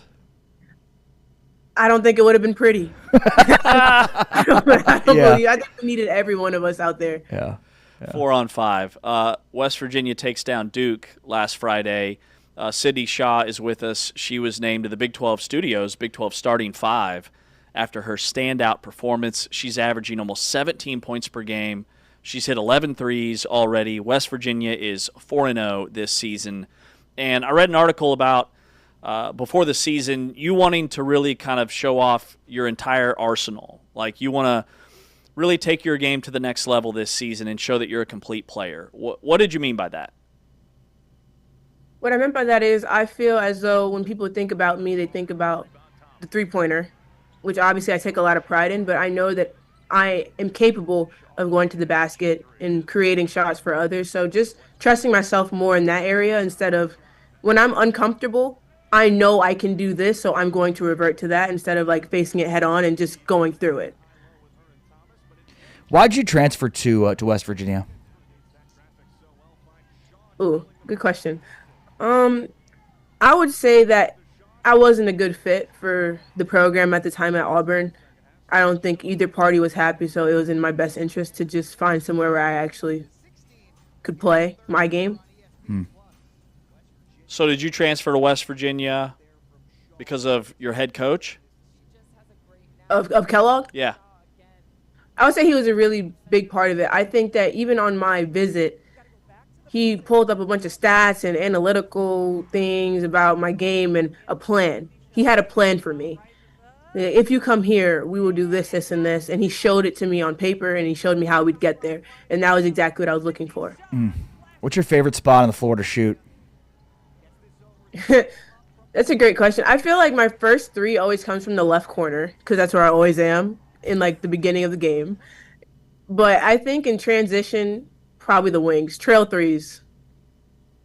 We're watching highlights of you in that win over Duke and then the Temple game. You've got some like mid-range to your game as well. Off the dribble, pull up. How would you describe your game outside of just the three-point shooting? That's great. I don't think I've ever really thought about my game. I just play it, you know. So let me give me like 2 seconds. I don't know. I would say that like I'm a shot maker. Like I think that I can make those tough shots and create my own shot. Bucket getter. Period. Sydney Shaw is with us. It sounds better when you say it. Exactly. Yeah, it's weird to be like, I'm a bucket getter. I mean, I ask Ari to describe himself as a co-host every morning, and it goes Bucket- the same way. Bucket getter is what I say. He says he gets buckets. He gets buckets because he wears basketball shoes with dad jeans every day. Oh no! Please tell me that's not true. It is absolutely true. It's Oh absolutely gosh. true. He's doing it right now. All right, well, what Now, look at him over there. He what makes fun of jeans me. are not dad jeans? Not those. These are AGs. These used to be a really good brand. And then he gets very defensive. Okay.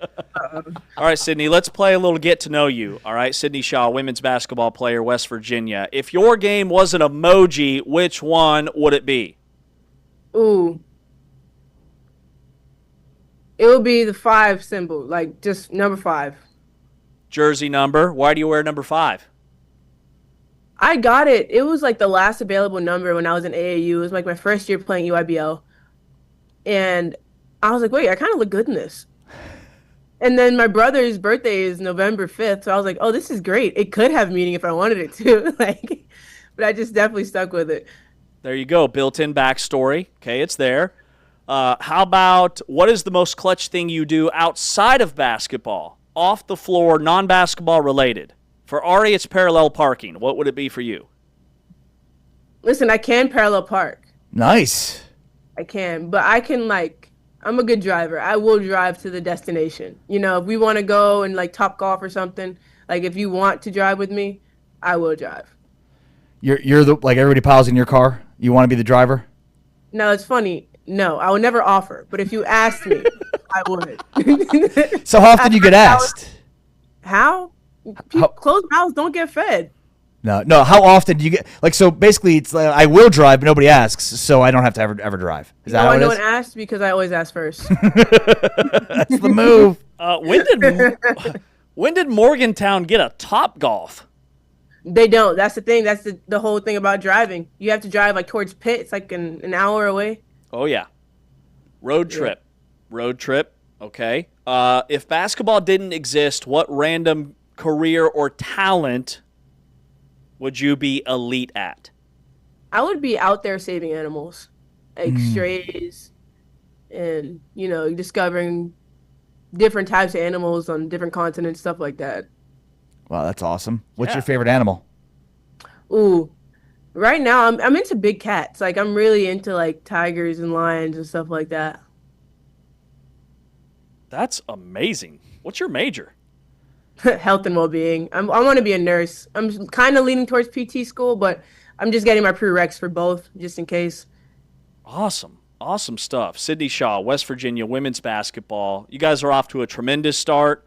You got past the scuffle against Duke, finished the game with 5 players, got the win for the Big 12. Keep it up, and we appreciate your time this morning. Thank you, Sydney. Thank you for having me. Sydney Shaw, West Virginia women's basketball. Where's number 5? A sharp shooter who is averaging 17 points per game for the 4-0 Mountaineers. Let's take a break. It's Big 12 Today on Big 12 Radio and Big 12 Studios. Coming up next, we are predicting the 2026 college football coaching carousel and some interesting commentary on Iowa State's Matt Campbell. He's Ari. I'm James. This is Big 12 Radio exclusively on TuneIn.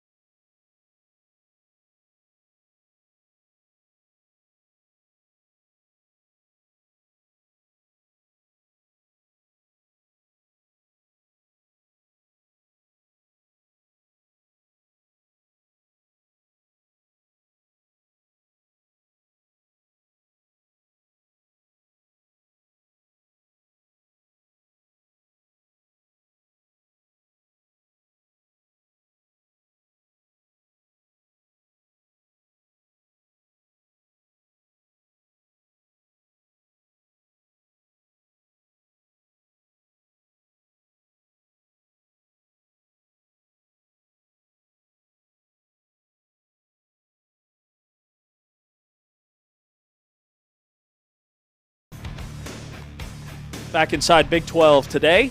He's Ari Timken. I'm James Westling. Went through the 9 Big 12 teams that are bowl eligible with 3 more on the doorstep. Went through the Big 12 weekly awards with BYU, Utah, and Arizona State getting a lot of love. Still got more men's basketball, hoops talk on the way with 5 in the AP poll. Kingston Flemings sweeping the awards this week. But coaching carousel chatter heating up surrounding Oklahoma State, college football, and maybe even Iowa State. There could be as many as 40 FBS college football head coaching vacancies expected this offseason. And CBS had some interesting commentary on Matt Campbell at Iowa State. They broke down, I think, as many as 80 coaching candidates for what could be the 40 jobs open with the domino effect in there. Pro Football Focus is put out a 2026 landing spot predictions with Oklahoma State grabbing Zach Robinson, who is the 4th all-time leading passer at Oklahoma State in program history, but he is currently the offensive coordinator for the Atlanta Falcons. They're not very good right now. And then Kyle Whittingham is another name that we talked about yesterday and earlier in the show. You know, we think Dave Aranda at Baylor's probably out. Kyle Whittingham, you know, we won't know about his future until well after the season. Last year he said, you know, I can't go out this way after they miss a bowl game. This year, with everything Utah will potentially have coming back next year, and they're a program that doesn't typically get hit hard via the transfer portal. Like, they have a high rate of player retention, even in this portal NIL era. Devin Dampier has eligibility. They could have like 7 starters back on defense. They could have multiple starters back on their offensive line. Even if they miss out on the college football playoff, I think he's back next year, because they're going to be so close to accomplishing, you know, what is the ultimate pinnacle, making the college football playoff, winning a Big 12 championship. Just something in my gut tells me that Whittingham's going to be coming back next year. What's your take? Yeah, I mean, to me, it's a coin flip, you know, and this sort of goes back to the discussion of, like, when's the right time to leave, right? I think, you know, as fans, we romanticize about, like, a perfect exit, the John Elway win a Super Bowl and go out like that. And that, you know, doesn't usually happen. And so, you know, it's clear that Kyle Whittingham didn't want to go out after last season, where they were favorites to win the conference and end up at the bottom of the league. And so it's clear that if he left after this season, he'd be in a much better situation. But I think the honest truth is that I'm not even sure Kyle Whittingham knows what he's going to do yet. You know, I think this guy, like, he has a life outside of football. He likes to travel. He likes to ride his Harley. He likes to listen to music. Like, he's got family and grandkids. Like, there's a lot of things that I'm sure he'd like to do. And, you know, I think what it comes down to it is, after the season ends, we'll see what happens. And I think he'll make a decision within first few weeks, and he'll see how motivated he is to return based on some of those things. But I don't know. I think he's being honest and genuine, and not I shouldn't say it that way. I think that there is honestly no lean one way or the other right now with Whittingham. I think he's in the moment. I think he understands he's got an opportunity with this team to finish the season 10-2, and let the chips fall where they may if they do. And, you know, and clearly he's been able to right the ship this season, so I could see him walking away and feeling good about it. But at the same time, like, do you want him to? Does anybody want him to? Like, the sport's better off with a guy like Kyle Whittingham as a head coach. Now, that's what we know, but I would imagine if Whittingham feels like there's a guy that's been coaching with him on staff that is good enough to lead this Utah program into the future and beyond, that maybe he is the right guy. And how long do they, you know, I mean, you have to also balance that if you're Whittingham, of like, I want to hand over to this guy, but I want to make sure he doesn't leave. Like, Bob Stoops is amazing. And I say that because, like, Bob Stoops is a really good coach at Oklahoma that could have coached there as long as he wanted to. But he recognized that they had a true alpha quality offensive coach that would usher in the new era of Oklahoma football. So he stepped aside. What he did is so unique. We just don't see it very often, if ever. Right? Coaches usually, like, they're going to take as long as they want. Don't factor in the other guy that could take his place. because there's egos involved. There's all kinds of things and probably good reasons for it. But it's just a very unique situation that Bob Stoops recognized, hey, there's this guy on staff, Lincoln Riley, that I need to step aside for. Like, that's what happened. So at what point does Whittingham also recognize that, hey, there's this really good coach that's on staff that is going to take over and do great things at Utah, and I need to step aside before somebody else plucks him? Because I don't know why we don't hear about him interviewing or getting potential opportunities elsewhere, because he's a really good coach who's presided over a very good defense for a long time. Yep. That's a great point, because CBS and Pro Football Focus, there's 88 coaches mentioned as potential candidates for jobs. And Morgan Scalley, the defensive coordinator at Utah, the head coach in waiting, is not one of them. So I don't know that him getting plucked is a concern. And I'm going to assume that, and we don't have any inside information, and this is just kind of reading through the tea leaves, if you will, that it's a joint effort on all fronts with Morgan Scalley and Kyle Whittingham, because Kyle Whittingham has already said, and he told us this at Media Days, he doesn't do anything with the offense. Whoever the offensive coordinator is, that's their bag. They do that whole thing. He's just coaching the defense. So him and Scalley have been coaching this defense together forever. So they probably, it might be one of those situations where Morgan Scalley's not knocking on his door every offseason saying, hey, when are you going to leave so that I can be the guy? I don't think he cares. And so I that equation of it, that part of the equation, I should say, doesn't. You don't think he cares? I mean, I don't know him personally, but no, I'm going to guess that he has just as impactful of a role as he would almost as if he's the head coach. But not the head coach. I can imagine for a guy like Morgan Scalley, who's been in line to become Utah's next head coach, he's thought a lot about being a head coach. And yeah, I think over time that does have diminishing returns. There are more examples of guys being head coaches in waiting that don't end up being a head coach at that school than the opposite. True. He could be one of the few that actually ends up becoming the head coach at Utah. It's just weird because you would think a guy would be named the head coach in waiting with an exit plan in mind, and it doesn't feel like there's any exit plan in mind. Mm-hmm. And on the other side of that, like, why haven't more people come to try to pluck Morgan Scalley? Maybe he's just said, like, I'm staying here until this thing's done. Right. But I don't know how long he can continue to turn down opportunities like that. And Whittingham, the reason I brought up Bob Stoops is because, like, Bob Stoops knew that if they didn't elevate Lincoln Riley, they were going to lose him somewhere else. Right. Is that even part of the arithmetic of Whittingham? Does he even think about that? No, I don't think so. I think it more so comes down to essentially, and I know this isn't like a clickbait headline reason for Kyle Whittingham. I think it just boils down to that competitive fire. And he has said publicly that he'll walk away when the fire leaves. And if the fire's gone after this season, if he wants to ride his Harley and listen to music and spend more time with his grandkids, that's what he'll do. And he knows that whenever he steps down, that's going to be there waiting for him. And if he gets to a point in his career where he finds that he enjoys that more than coaching football, that's when he'll mail it in. We just don't know when that's going to be. I think it's as simple as that. Yeah. I don't think it has anything to do with if they win 5 games or if they make the college football playoff, which fans want to speculate. It just comes down to the fire if the guy has it or not. There's a level of irony here, too, insofar as, like, Whittingham's decision to coach or not coach seems like his decision on who's the quarterback's going to be based on injuries. Like, he's as forthcoming with his future plans as he is the plans at quarterback that he has with injuries. As the Big 12 player availability report. Yeah. How about Pro Football Focus saying that they predict Zach Robinson is the next coach at Oklahoma State? I think they are going for a bigger splash hire than that, especially based off of what North Texas head coach Eric Morris has done, his familiarity with the league, being a Mike Leach guy.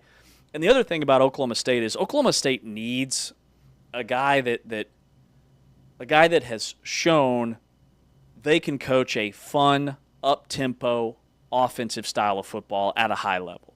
Eric Morris, his teams at North Texas have always scored 40 or 50 a game. His first couple of teams couldn't stop anybody.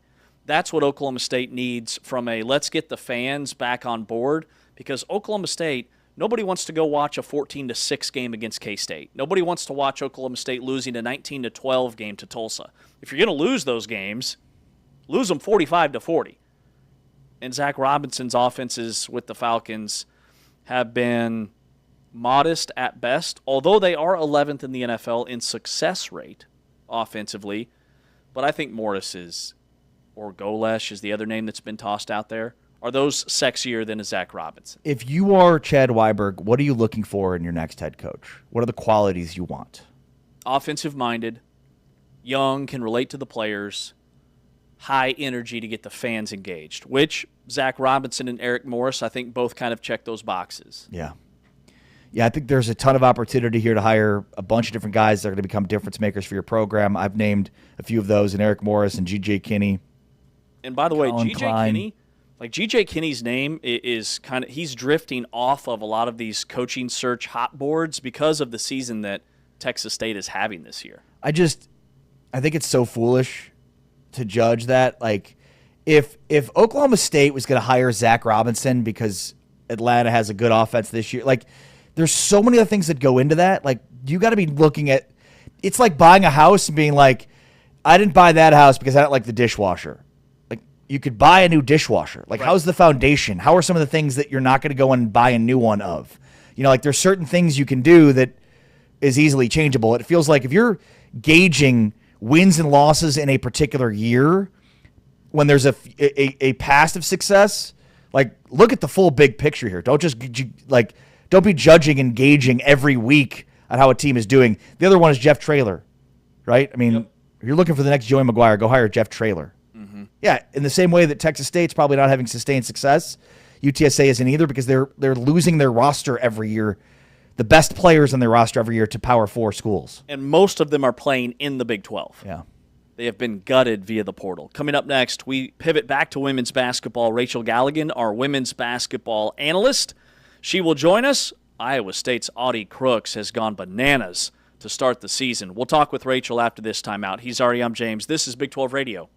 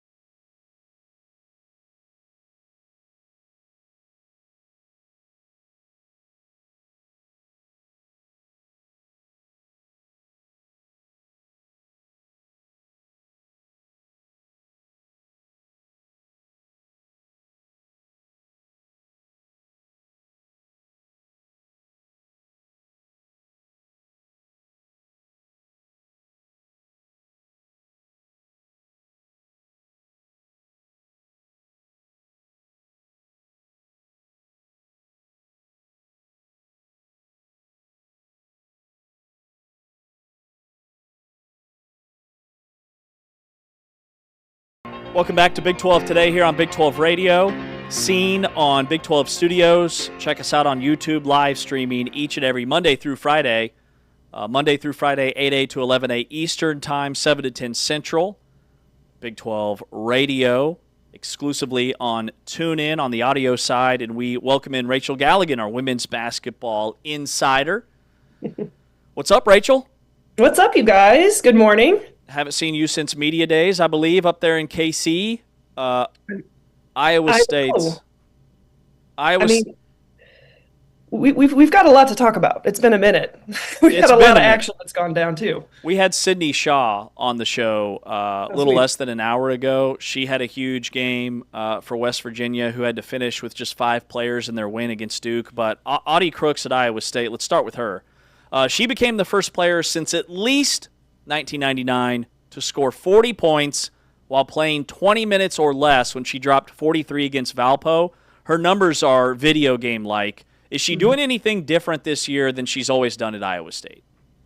Outside of growing up another year and becoming an upperclassman, I think, she's worked on some things in the offseason, especially, just from an efficiency standpoint. But I think the biggest thing is just this team as a whole. We know that Iowa State's going to, try to throw the ball in the post and manufacture points for Audie for sure. But I think she just has such a great instinct of positioning and understanding, where she wants the ball, and then to her teammates' credit, are doing a phenomenal job of getting it to her.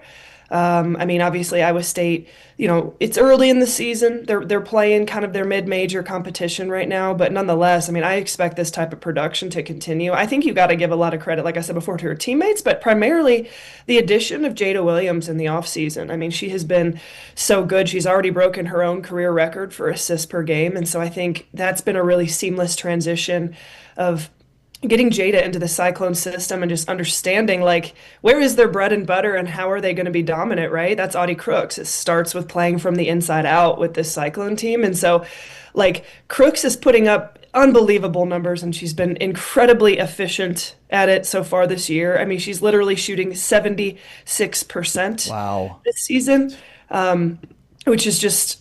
anybody who knows basketball knows that that's just unbelievable. But I think you have a team that just understands where the ball needs to go, and then credit to Williams, who is getting it to her exceptionally well. Nothing against Emily Ryan, who was there for such a long time. She did a phenomenal job too. But I think Williams just adds a different kind of level in terms of dynamics and being able to just push the pace at times and picking and choosing when to do that with Crooks on the floor. But yeah, I'm excited to see the Cyclone team continue to be tested, and Audie, for as great of a player as she is, she's really become one of the faces of women's college basketball. I think we all can agree on that. But she's just an even better human, which I know you guys know as well. So I'm so thrilled for her. It's been so fun to watch her early on this season, just how incredible she's been. What's the biggest surprise so far to you in the Big 12? I would like to say I'm surprised by TCU, but I'm not. I felt like that team would be, really, really good. I think they had a chance to even be better than last year. So, that might be surprising for some people as they reloaded in the portal. Just a few weeks in, I've been really impressed with a lot of the top teams. Oklahoma State I knew they were going to be good, and I knew they were going to have a lot of offense, but their offensive production has been through the charts. They're averaging 106 points per game. They've already broken records for three-pointers made through 5 games in the season, so they've been really good.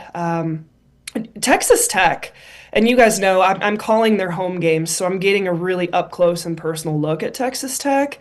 And they're coming off a win over Arkansas. They beat SMU last week as well. They've got a big one coming up this Thursday against Mississippi State, where they have my attention. There's no doubt about that. But if they can get that one done against another SEC opponent, I'll be really impressed. But just the jump from last year of the offensive weaponry on this team, they started the gate of the season really well, defending exceptionally well for a team that just started the season. But they're scoring the basketball at a rate that we have not seen in Lubbock out of a women's basketball program there in a minute. So I've been really impressed with Texas Tech so far.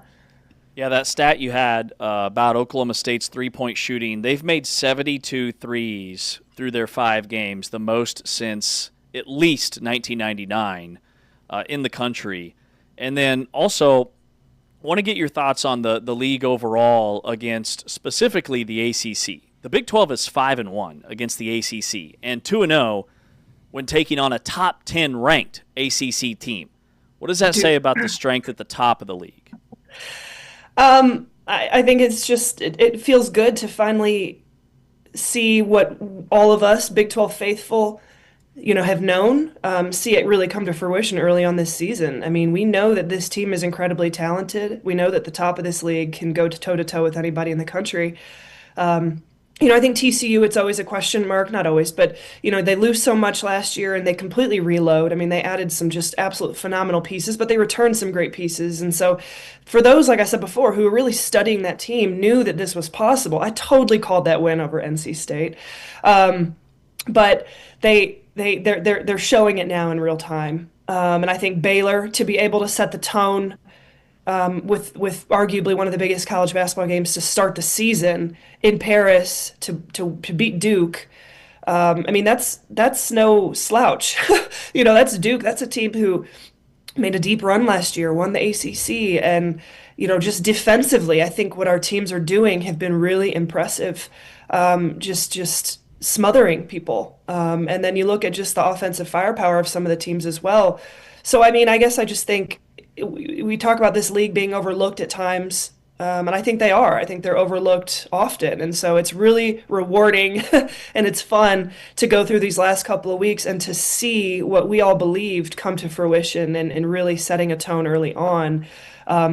With two wins over Duke, a win over NC State. I mean, these are statements, and I definitely get the sense, at least from looking on social media, that some of the people who sometimes overlook this league are paying attention right now. We're talking with Rachel Galligan, our Big 12 women's basketball insider. I mentioned the biggest surprise so far, and I kind of expect you to say Tech because it's a really important year, I think, for Krista Gerlich, but what about Molly Miller, year one at Arizona State? She's got them undefeated to start the year as well. Molly Miller's off to the type of start that I think everybody expected. Her energy, her charisma. Clearly, year one for a lot of these new coaches are going to have their learning curves and their ups and downs. There's no doubt about that. But you can just tell that in Tempe that she's laying a foundation, not just within the team and the program and an expectation, but within the community as well. Like the amount of energy around Arizona State right now, building up through the off season from her hire into the summer, into the fall. Molly Miller is just a contagious personality and coach in our profession. And I think her team takes on her personality. You love what this team is doing. You can tell they're hungry. You can tell they're hungry to win. You can tell they're hungry to make a statement. You can tell they're rallying with the community and getting people involved. And so, I mean, that's why she was one of the most sought after coaches in the country last year. She could have had a lot of different jobs. And, I think it's amazing. And we're very fortunate that she chose Arizona State and she has an opportunity to be in the Big 12 and we can watch her so closely. But, that's a team that just because of her and every step along the way she's won. Every step along the way. Obviously, now you're at the Power 4 level. Like I said before, there are going to be learning curves, but you can just tell she's brought in the right pieces. You can tell she's brought in the right staff. And every day it's just about getting better than they were the day before. And so far, I think we've all seen that. Talking with Rachel Galligan, our women's basketball insider for the Big 12 Conference here on Big 12 Today on Big 12 Radio and Big 12 Studios. Rachel, got to ask you about a team that is on the struggle bus right now. Kansas State, a team that finished towards the top last year. They suffered a home loss against South Dakota 5 days ago. Then they lost over the weekend at home against Texas A&M. They are 3-2. They hold a 46-44 win over an SMU team that I don't think won a game last year in the ACC. What's going on with Jeff Mitty's Wildcats? I think if you talk to Jeff Mitty in the offseason, these growing pains were expected. You lose a roster that had been together for a long time, which is a rarity in college basketball. That's why that team made that Sweet 16 run last year with, Ayoka Lee, Serena Sundell.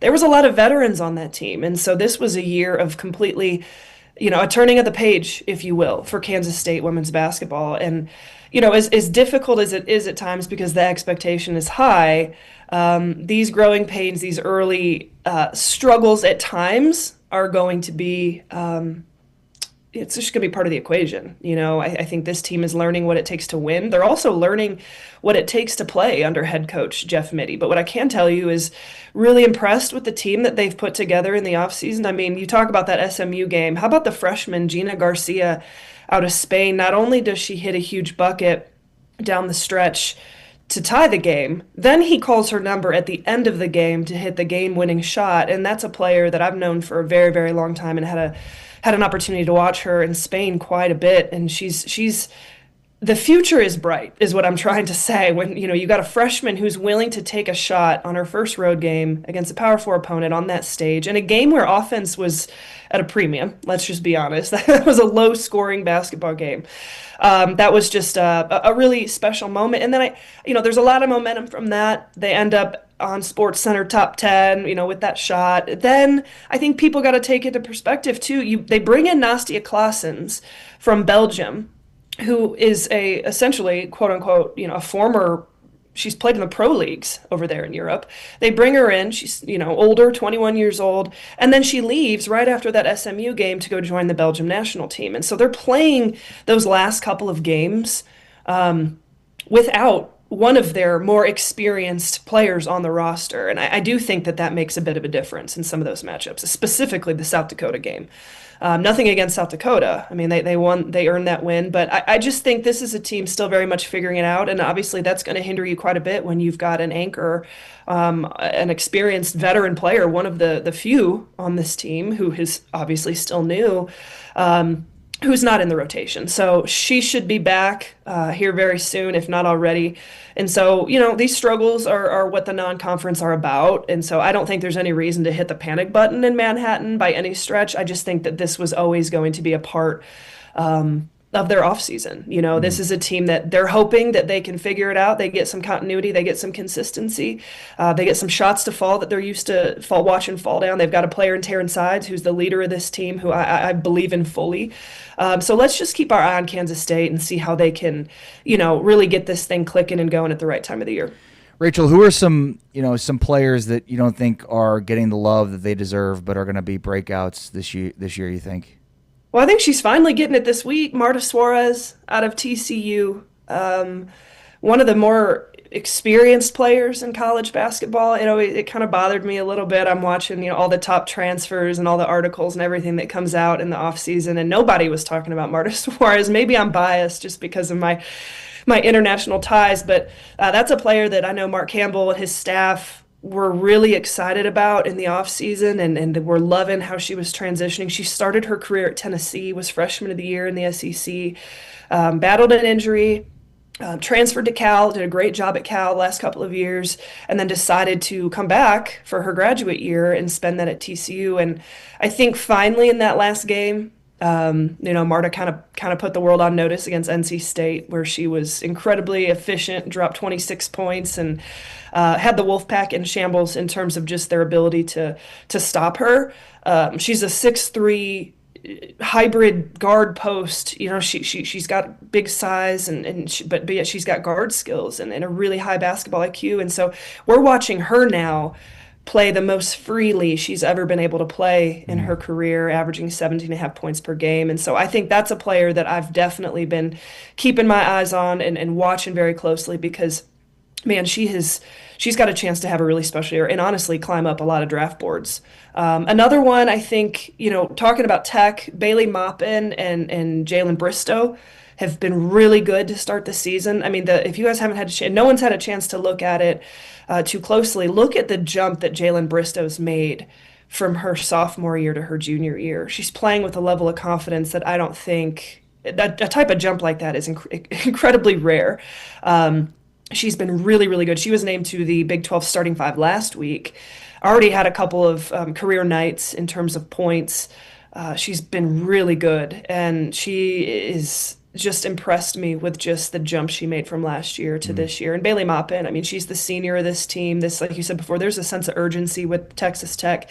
And Bailey Maupin's kind of been the steady longevity type of player under Krista Gerlich's system. And you can tell she's just ramped it up another year this year with her confidence and her leadership on the floor. Baller stuff. Rachel, what's the story with the jerseys in the background? You know, Brittany Griner, we had to represent the Big 12, a little bit. In the middle there, we got Tisha Penicheiro, one of the greatest of all time out of Portugal, one of the greatest point guards of all time. And then Brianna Stewart, little Brianna Stewart one on the end there. I like to rotate them out a little bit, but I feel like, okay, we get to represent some international flavor, some Big 12 flavor, some WNBA flavor. But yeah, I feel like I might just try to, switch them out every 6 months or so. Awesome. It looks so good. The home studio looks fantastic. We Thank you, appreciate your guys. time. Appreciate you guys always. All right, we'll talk soon. Rachel Galligan, our Big 12 women's basketball insider here on Big 12 Today on Big 12 Radio. Women's basketball is off to a fantastic start for the league. Games tonight, FIU at UCF, Troy's at K-State, Boise State at Colorado. But then tomorrow night, number 18 Oklahoma State is at St. John's, Minnesota at Kansas, and BYU plays at Montana. Coming up next, more Big 12 basketball talk. We look at the men's side, weekly awards. Week 2 of the AP Top 25 men's basketball poll is out. Why in the world did Houston fall? Before we wrap up the show. He's Ari, I'm James, and this is Big 12 Today, heard on Big 12 Radio on TuneIn and watched on Big 12 Studios.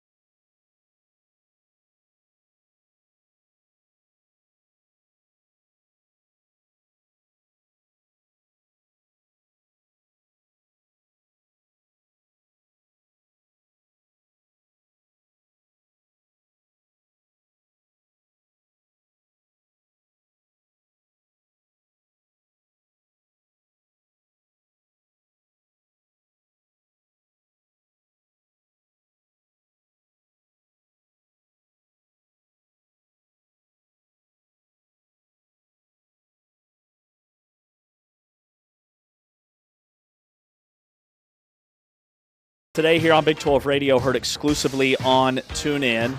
Big 12 Radio Game of the Week. Saturday, we've got Baylor at Arizona, 1 p.m. Eastern, noon Central. BYU at Cincinnati at 7 o'clock Eastern, 6 Central tonight. Saturday night, I should say, for our Games of the Week. Big 12 Radio is brought to you, the Full-Time Fan, by Modelo. R.A. Timken is a full-time fan. You've got me Googling dad jeans. And now I'm second-guessing my entire wardrobe, so that's kind of how I've been.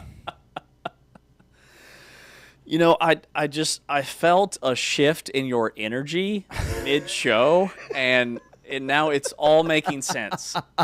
I could sense it, that there's something going on. So, and it's dad gene related. Yeah, I mean, the answer basically about, dad jeans, but I'm trying to figure out because it's like there's certain areas where they're saying, yeah, nobody's wearing these anymore, but then at the same time, it's like the way they describe the jeans that people are wearing are awfully similar to how they've described dad jeans. That's all I'm saying. You know how I avoid that? I just don't wear jeans. Pretty much ever. I like jeans, though. Jeans are comfy. I bet you do. I do, yeah. I find a good pair of jeans, and I won't take them off. So, yeah, it's a little bit confusing because that 90s, fashion era is very much back. So, like the old Jinko wide leg jean. But that's for women, I think. The move is toward more comfort, straight-legged, relaxed through the thigh, hip, gentle taper, and better freedom of movement. Okay. Dad jeans, very loose, high-rise, wide leg, are still floating around, but for most fashionable men, they remain a novelty or purposeful retro statement, not the default. Yeah, I don't think these are dad jeans. I'm not going to lie. You don't think they're dad No. jeans? You think they fall into the freedom of movement. Freedom of movement. That's what it was. Yeah, oh, yeah. That sounds delightful. Dad jeans, very loose, high-rise, wide leg. These are not very loose or wide-legged. Okay. That's okay. No, I've worked myself through it. We're good. We're all good here. I mean, maybe it's the shade of blue. Maybe you don't know what dad jeans are. Look, I am a dad. I've been proven wrong, okay? It's weird how fashion L's. passes you by, is what I'll say. Oh, yeah. At one point in your life, you are ahead of the fashion curve, and then very quickly, that shift moves, and suddenly you're well behind the curve, and you're like, wait, what? Nobody wears this anymore? Yeah, and the problem is if you're staying ahead of the curve, you're always buying new stuff. My wife took her son, my stepson, on a 10-year-old birthday party weekend extravaganza. They were gone 3 days. And they went to the Vikings-Bears game. How'd that go? Yeah, it didn't go good for the Vikings. No. He's a diehard Vikings fan. But she bought enough stuff to be there a month for that trip. Like, you're there 2 days. I overpack a lot. I mean, no, bought, whole new wardrobe. Oh, wow. Not just packed. Well, I mean, when you go to Minneapolis, what else are you going to do? It's the shopping capital of the world. So that's been a fun. And she's sneaking. That's what she's doing. She's sneaking because she's buying things and she's not telling me about it. And there's just new packages on the doorstep. And then she races back to the closet/bedroom and hides them so that I don't ask about all the new things that she's buying. It's amazing. Yeah, so that's a whole thing right now. How far is where they were at in Minneapolis away from the Mall of America? That's like a huge thing up there, right? Yeah, they went to the Mall of America. Said it was very overwhelming. Apparently they have a full-on. I knew that they had a roller coaster in the Mall of America. I went 20 years ago on a family vacation. I remember one roller coaster, but now it's like a full-blown amusement park up in there. Oh, yeah, it's got to be. Multiple roller coasters going upside down, looping roller coasters, lines out the you-know-what roller coaster theme park area right there in the middle of the mall. I mean, that's reason enough to go to Minneapolis. I feel like Dallas is like a city of malls, so it feels like at this point Dallas should be at the front of the food chain with that. Yeah, we should get a Mall of America here. So when your wife buys things and then tries to hide it from you, are you like, oh, are those new pants? Yeah. Do you do that? Mm-hmm. Yeah, I pull one of those. Oh, is that a new shirt? Oh, when'd you get that? And then what does she go like, oh, I've had this. Yeah, when'd you... Oh, this has been in my closet. When'd you get that? No, she just kind of smiles and said, I don't know. I don't know. I think it just kind of showed up. Yeah. Yeah. Every time I see one of those Amazon minivans roaming around the neighborhood, You know what's up. Oh, I'm a watchdog. Neighborhood watch party right up in here.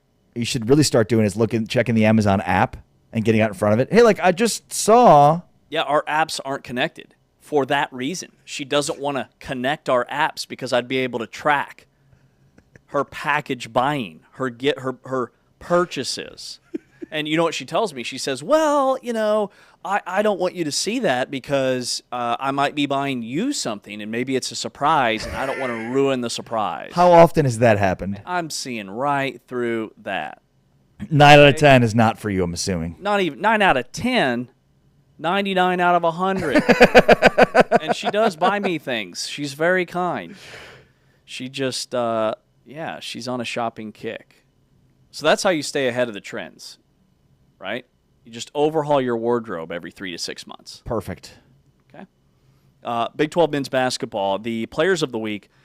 By the way, the Big 12's doing this Big 12 starting 5, which is pretty cool. Basically a first-team All-Big 12 team every week. So your Big 12 player of the week is Kingston Flemings, the guard at Houston, freshman phenom. Also Big 12 newcomer of the week, Flemings.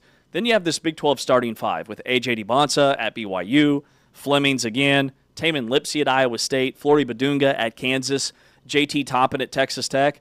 I think the Big 12 starting 5 is because there's so many good players in this league that you can easily put together a starting 5 of guys that probably played at the level where they could be and should be Big 12 players of the week.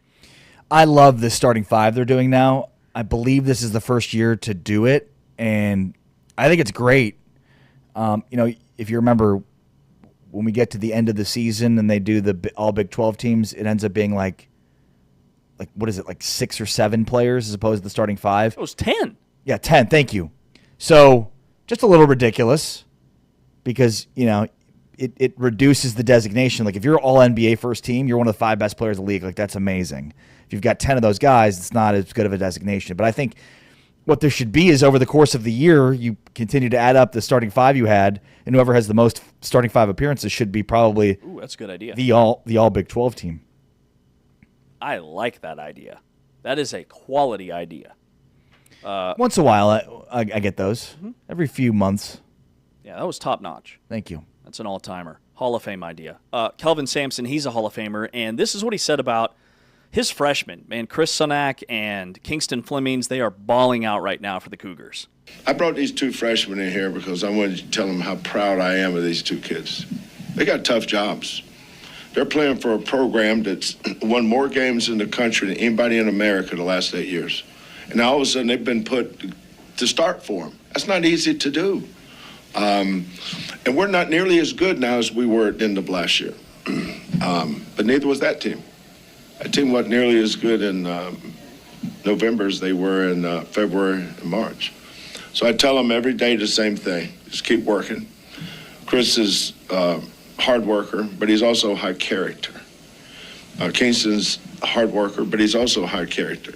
High character kids handle adversity well because they've been brought up the right way. And I give credit to that, to nobody on our staff, but to their mothers and fathers. Just like you guys. I bet you guys are great kids. You had great parents.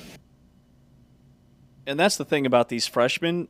If they weren't doing the right things off the floor, in the classroom, in film, at practice, they wouldn't be playing. Kelvin Sampson doesn't care how many stars you had or what you were rated. These guys are doing all the things that veteran guys have to do at Houston to even get on the floor for the Cougars. Yeah, they wouldn't even be at Houston, quite frankly. We know, based on conversations we've had with Kelvin, the types of players that he recruits, and so he doesn't even recruit those guys. He almost recruits parents more than he recruits players because he knows if they have the right parents and the right upbringing, then he's going to have the right players and vice versa. I mean, we've seen examples of guys that are maybe big-time talents, but from a parent's perspective, it's a little bit questionable. And what I find most interesting about this is Kelvin Sampson works his players insanely hard. So there is a threshold of, what are you willing to put yourself through and to take, even as a top recruit? But this is the other side of it. This is the part that I don't know that people think about as much as the hard-working side of it, which is Kelvin's going to love up on his players as much as he pushes them. And that's the give and the take, right? As a leader, you've got to be tough at times when it calls for it. And you can't be afraid to be tough. So many coaches right now live in this world where they're afraid to be tough because they're afraid to lose players. And that's the fault of the coach. It's not the fault of the player. It's the fault of the coach. One, because your expectations are skewed for a player because you didn't recruit the right people. You just recruited the talent over the person. We know that Sampson's not doing that. And the second part is because is there a give and a take? You're pushing them hard, but you're going to a press conference to talk about how great they are. Like, that stuff matters. That's the reason he's saying that. He's saying that entirely because, he's said positive things about those guys, but I'm sure most of what they're hearing is from him, and they're being pushed hard. He's trying to get them to a point to where by the end of the year, he doesn't have to coach them as hard because he coached them so hard at the beginning of the year. And that seems like the cycle that he goes through.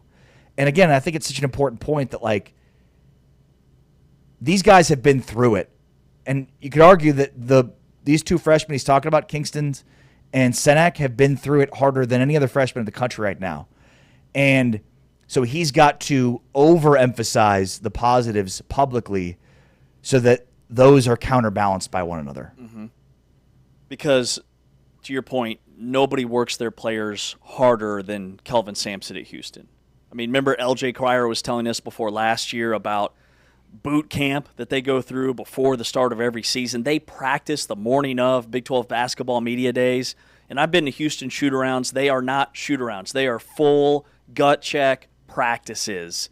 And last year, it worked out very well for them. They got to the national championship game. They showed no signs of being fatigued. And this year, I think it's going to help them even more that there's 2 less Big 12 games this year. Remember, there's not 20 anymore. We cut the schedule down.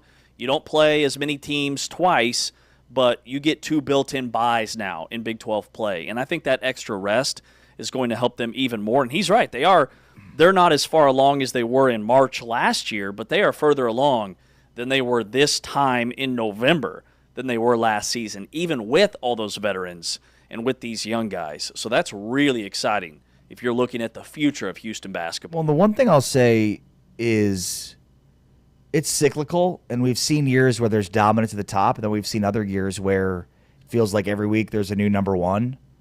I think it's clear that there's dominance at the top this year. Houston and Purdue are going to be the best teams in the country all year.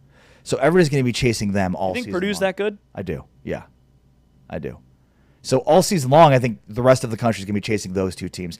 It'll be a very interesting dynamic to watch for, to see if those are the 2 teams that meet up in the national championship game. Yeah, the new AP Top 25, this is the second time that the AP Top 25 has been out in college basketball. Purdue's number 1, Houston's number 2. Houston falls a spot. Despite a win over Auburn. A road win basically in Auburn's backyard. Who did Purdue beat? Did Purdue just have this amazing performance? Oh, they beat Alabama. Okay, they're pretty good. UConn's number 3, Taman. They are. Arizona's number 4. Duke's number 5. Louisville climbed 6 spots to number 6. And then Illinois, who beat Texas Tech in that thriller, they're up to number 8, so that's not a bad loss for Tech. BYU checks in at number 9 this week. They dropped 2 spots after their loss to UConn. Texas Tech is number 15. Iowa State went from unranked to number 16 in the top 25. And then Kansas up 1 spot to number 24. By the way, Purdue has played Evansville, Oakland, Alabama, and Akron. Houston has played Lehigh, Towson, Oakland, and Auburn. So they have one common opponent through 4 games. It's Oakland. Oakland's played both Houston and Purdue to start. Purdue beat them by 10, 87-77. Houston beat Oakland 78-45. Oh, okay. Scoreboard watching in November basketball. I'm Love here it. for that. What's going to be a good outcome for KU tonight? Not lose by 20, Yeah, cover the spread. which is 10.5? Although I say that to say win the game. This is the Champions Classic.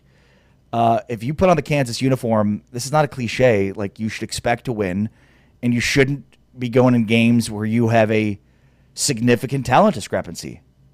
I know they're going to be missing the presumptive number 1 pick, but again, you're Kansas. Like, you have to have more talent than just Darren Peterson. So I think that's an overall commentary on the state of the program. and one of the question marks coming into the season in terms of depth. So, yeah, this is Kansas basketball. Your expectation is to win. Wasn't Carlos Boozer on those Derrick Rose Bulls teams? A couple of them, yeah. Yes. Yeah. That's what I thought. He was, yeah. Yeah, he was a two-time NBA All-Star. These are his sons, Cameron Boozer and Camden Boozer, Carlos Boozer's sons. Imagine the confusion in the house. Carlos, Cameron, and Caden, excuse me. Oh, it's not Camden. No, Okay, Caden. got it. At least they went with the different first three letters, so that's good. You don't think Cameron Boozer's named after Cameron Indoor, do you? Maybe. Absolutely. That's what he'd be named after. I like the name. My son's name's Cameron, so It's a great name. yeah, great name. Cam. Yeah, Cameron Boozer's averaging 23 points and 10 rebounds per game.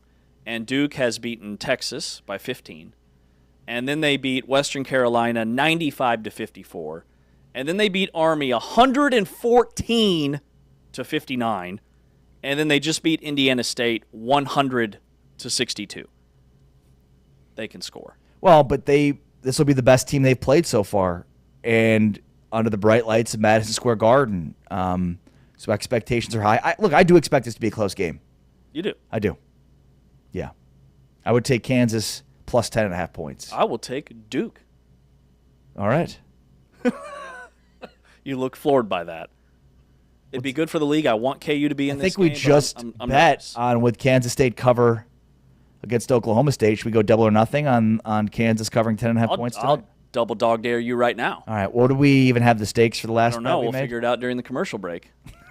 You don't remember we made a bet last Circle week. back. do you? Yeah, I'm pretty sure it was $1,000. I'm pretty sure, Taman, pretty sure we bet like $1,000. Check the tape. I think it was Yeah, well- 5,000 if I'm not Oof. mistaken. Okay. Yeah, pretty sure that was it. This is Big 12 Today on Big 12 Radio. This is the Big 12 Conference. This is a different league. If you missed any of our guest interviews today, you can always go back and hear those wherever you get your podcasts, on Apple Podcasts, Spotify, TuneIn, On Demand. We'll spell check Taman. Our Big 12 games of the week, Baylor at Arizona and then BYU at Cincinnati this weekend. And we are brought to you, the Full-Time Fan, by Modelo. We wrap it up coming up next with the final whistle, a Tuesday tune-in here on Big 12 Radio.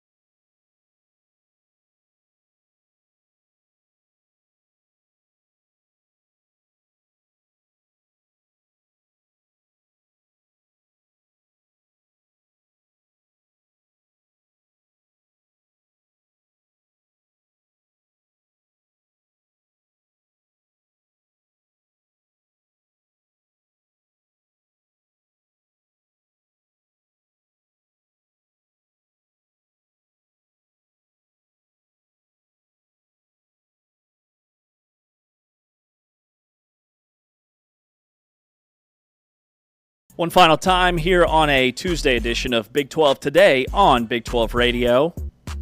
Exclusively on TuneIn.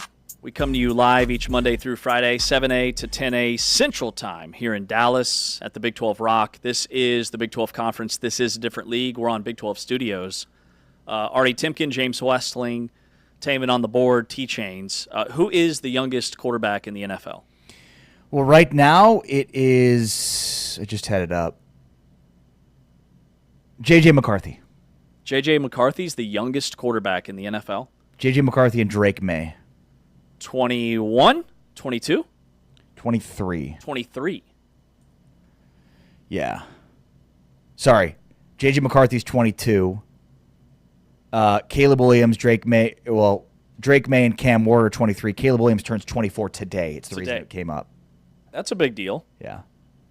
Also, Jackson Dart is 22.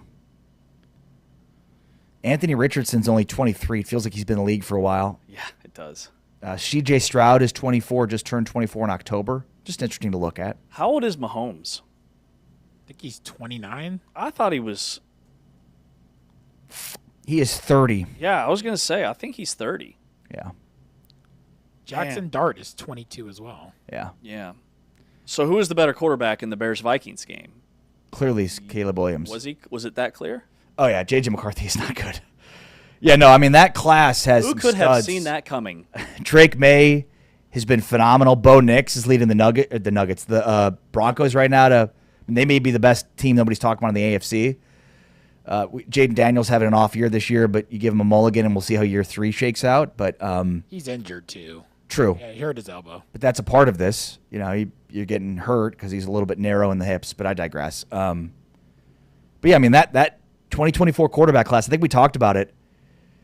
You know, last year only one quarterback goes to the first round. This upcoming draft doesn't look like it's going to have a ton of quarterbacks at the top. Maybe Fernando Mendoza's quarterback 1, but beyond that, it'll probably be like a Jackson Dart 1 quarterback off the board in the first round, as opposed to the 6 or 7 we saw in 2024. Penix is a guy that's now out for the year.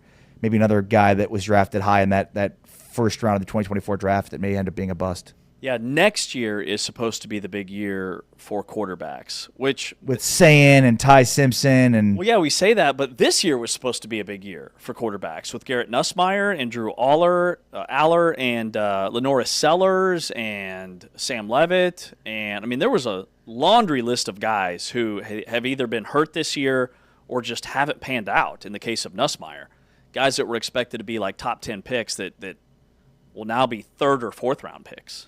Yeah, I think part of it too is, were they, top 5 guys coming out of high school as well? Were they 5 stars, right? Again, in the aggregate, those guys tend to live up to expectations. Individually, there's a lot of guys that flame out that were 5 stars, but again, go back and look at history, like top 5 draft picks end up becoming or are usually 5-star guys. There are very few exceptions to that. Cam Ward is one of them. Yeah.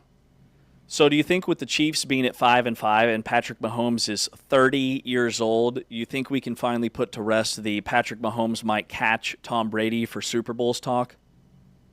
That is really cooled off. I don't think he'll get 7, but I can still see him winning 2 more. Has he won 3? Yeah, he's won 3. He's won 3, and he's been there 5 times. And he's 30. I bet he plays, he probably plays 8 or 9 more years, maybe 10. He could win 2 more. But is he Patrick Mahomes at 37, 38, 39 that he is now at 30? Or even has been because he hasn't been as good this year? Wait till the playoffs. I know. How many consecutive Super Bowls have they been to, James? 3, and they've been to 5 of the last 6 in the NFL. Yeah, I think we should reserve any of these conversations for the postseason because, again, he's off to a bad year. We've seen this before. Now, granted, last year, same thing happened, and they lost and got boat raced in the Super Bowl. Mm-hmm. So that could happen, but, the more opportunities you have to win Super Bowls by being in them, the more opportunities you are going to win those Super Bowls. Yeah, the team that won the Super Bowl 2 years ago was 10-6. 11-6, I should say, in the regular season. I don't even think they got a bye that year. Yeah. Granted, when Tom Brady won his third Super Bowl, the Patriots started that season 4-4. So it's not. I know this would be Mahomes' fourth Super Bowl, and right now they're 5-5. But when you have that championship pedigree, that Super Bowl mentality, they're not out of it. Now, will he catch Brady? That's a whole other story. Right, he's got to win 4 more I say at least 2. in like 9 years. 7 is insane. That's producer Taman. Producer Taman. Thank you, Producer Taman. Yeah, I don't think he gets there. I don't think he comes close. Went on a bike ride last night. It was pretty exciting. You sound super excited. It actually was. It was quite. Nothing says the bike ride was exciting than a total. Went on a bike ride last Went night. on a bike ride. It was really exciting. Went on a bike ride last night. And, Went on a bike ride. It was the most exciting thing I've ever done in my life. That's it. But I found myself anytime there was any, anxiety for the little one, 3 words came to mind, and it's now our family constitution. Trust the bike. Little wobble, trust the bike. Oncoming traffic, trust the bike. So was it you leading the charge with the 2 boys? Did No, Lacey come with you? I'm the caboose. Got it. Caboose. It's just me and one other 7-year-old in the house. Trust the bike. And then he just kept repeating it. It became a thing. It's our motto now. Okay. The bike does the heavy lifting. That's right. So we trust the bike. Quite literally. Yeah. Any updates on the kid that fell over the weekend? No. But keep asking me. One day maybe I might have an update for you. I will ask you every show. I'm very concerned about this. Actually, in the neighborhood for which you live, you should be asking your neighbors. Hey, anybody hear anything about the kid who was brain bleeding? Ask the neighbors. Am I going to talk to a neighbor? Come on. Do you know any of your neighbors? Yeah, I do. I used to have coffee with these guys every morning. Yeah, every morning. Every Friday morning, I should say. Every morning. Every morning would be It's a bit bold. excessive. Every Friday morning, and got this job, and it was at 7 a.m. sharp every morning. We would sit in lawn chairs, and these guys are both retired, and then it was me, and now I have the show. So Retired? Yeah, these guys are retired. So like it was you and a couple of 70-year-olds? Yes. Every Friday night? Yes. Every Friday morning? Actually, one's pushing 80. Wow. Yeah, every Friday morning we would do the coffee thing. That's cool. And then I forgot to tell them that I got the job, so they just think that I stopped showing up, and so now I avoid them like the plague, because I don't want them. They probably just think, "Wow, where did he go?"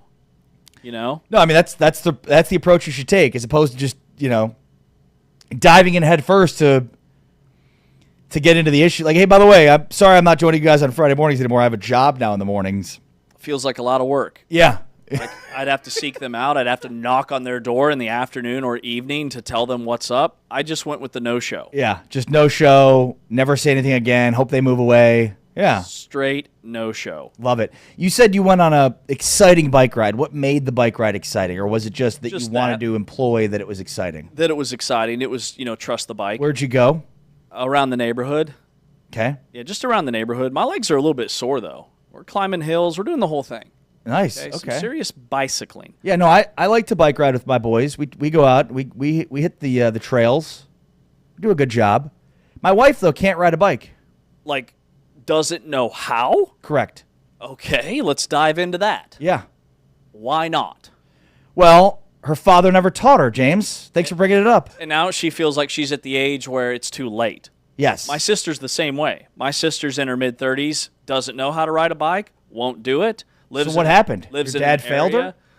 Well, I think she had a traumatic bike experience where she fell off, Was this when? rolled down a ditch. Wow. It's a whole Yeah, thing. that sounds very traumatic. Yeah. Was this like before, during, after you were tackling her at full speed? This or? was about that same time. So, but I mean, were you tackling her on bikes as well, or?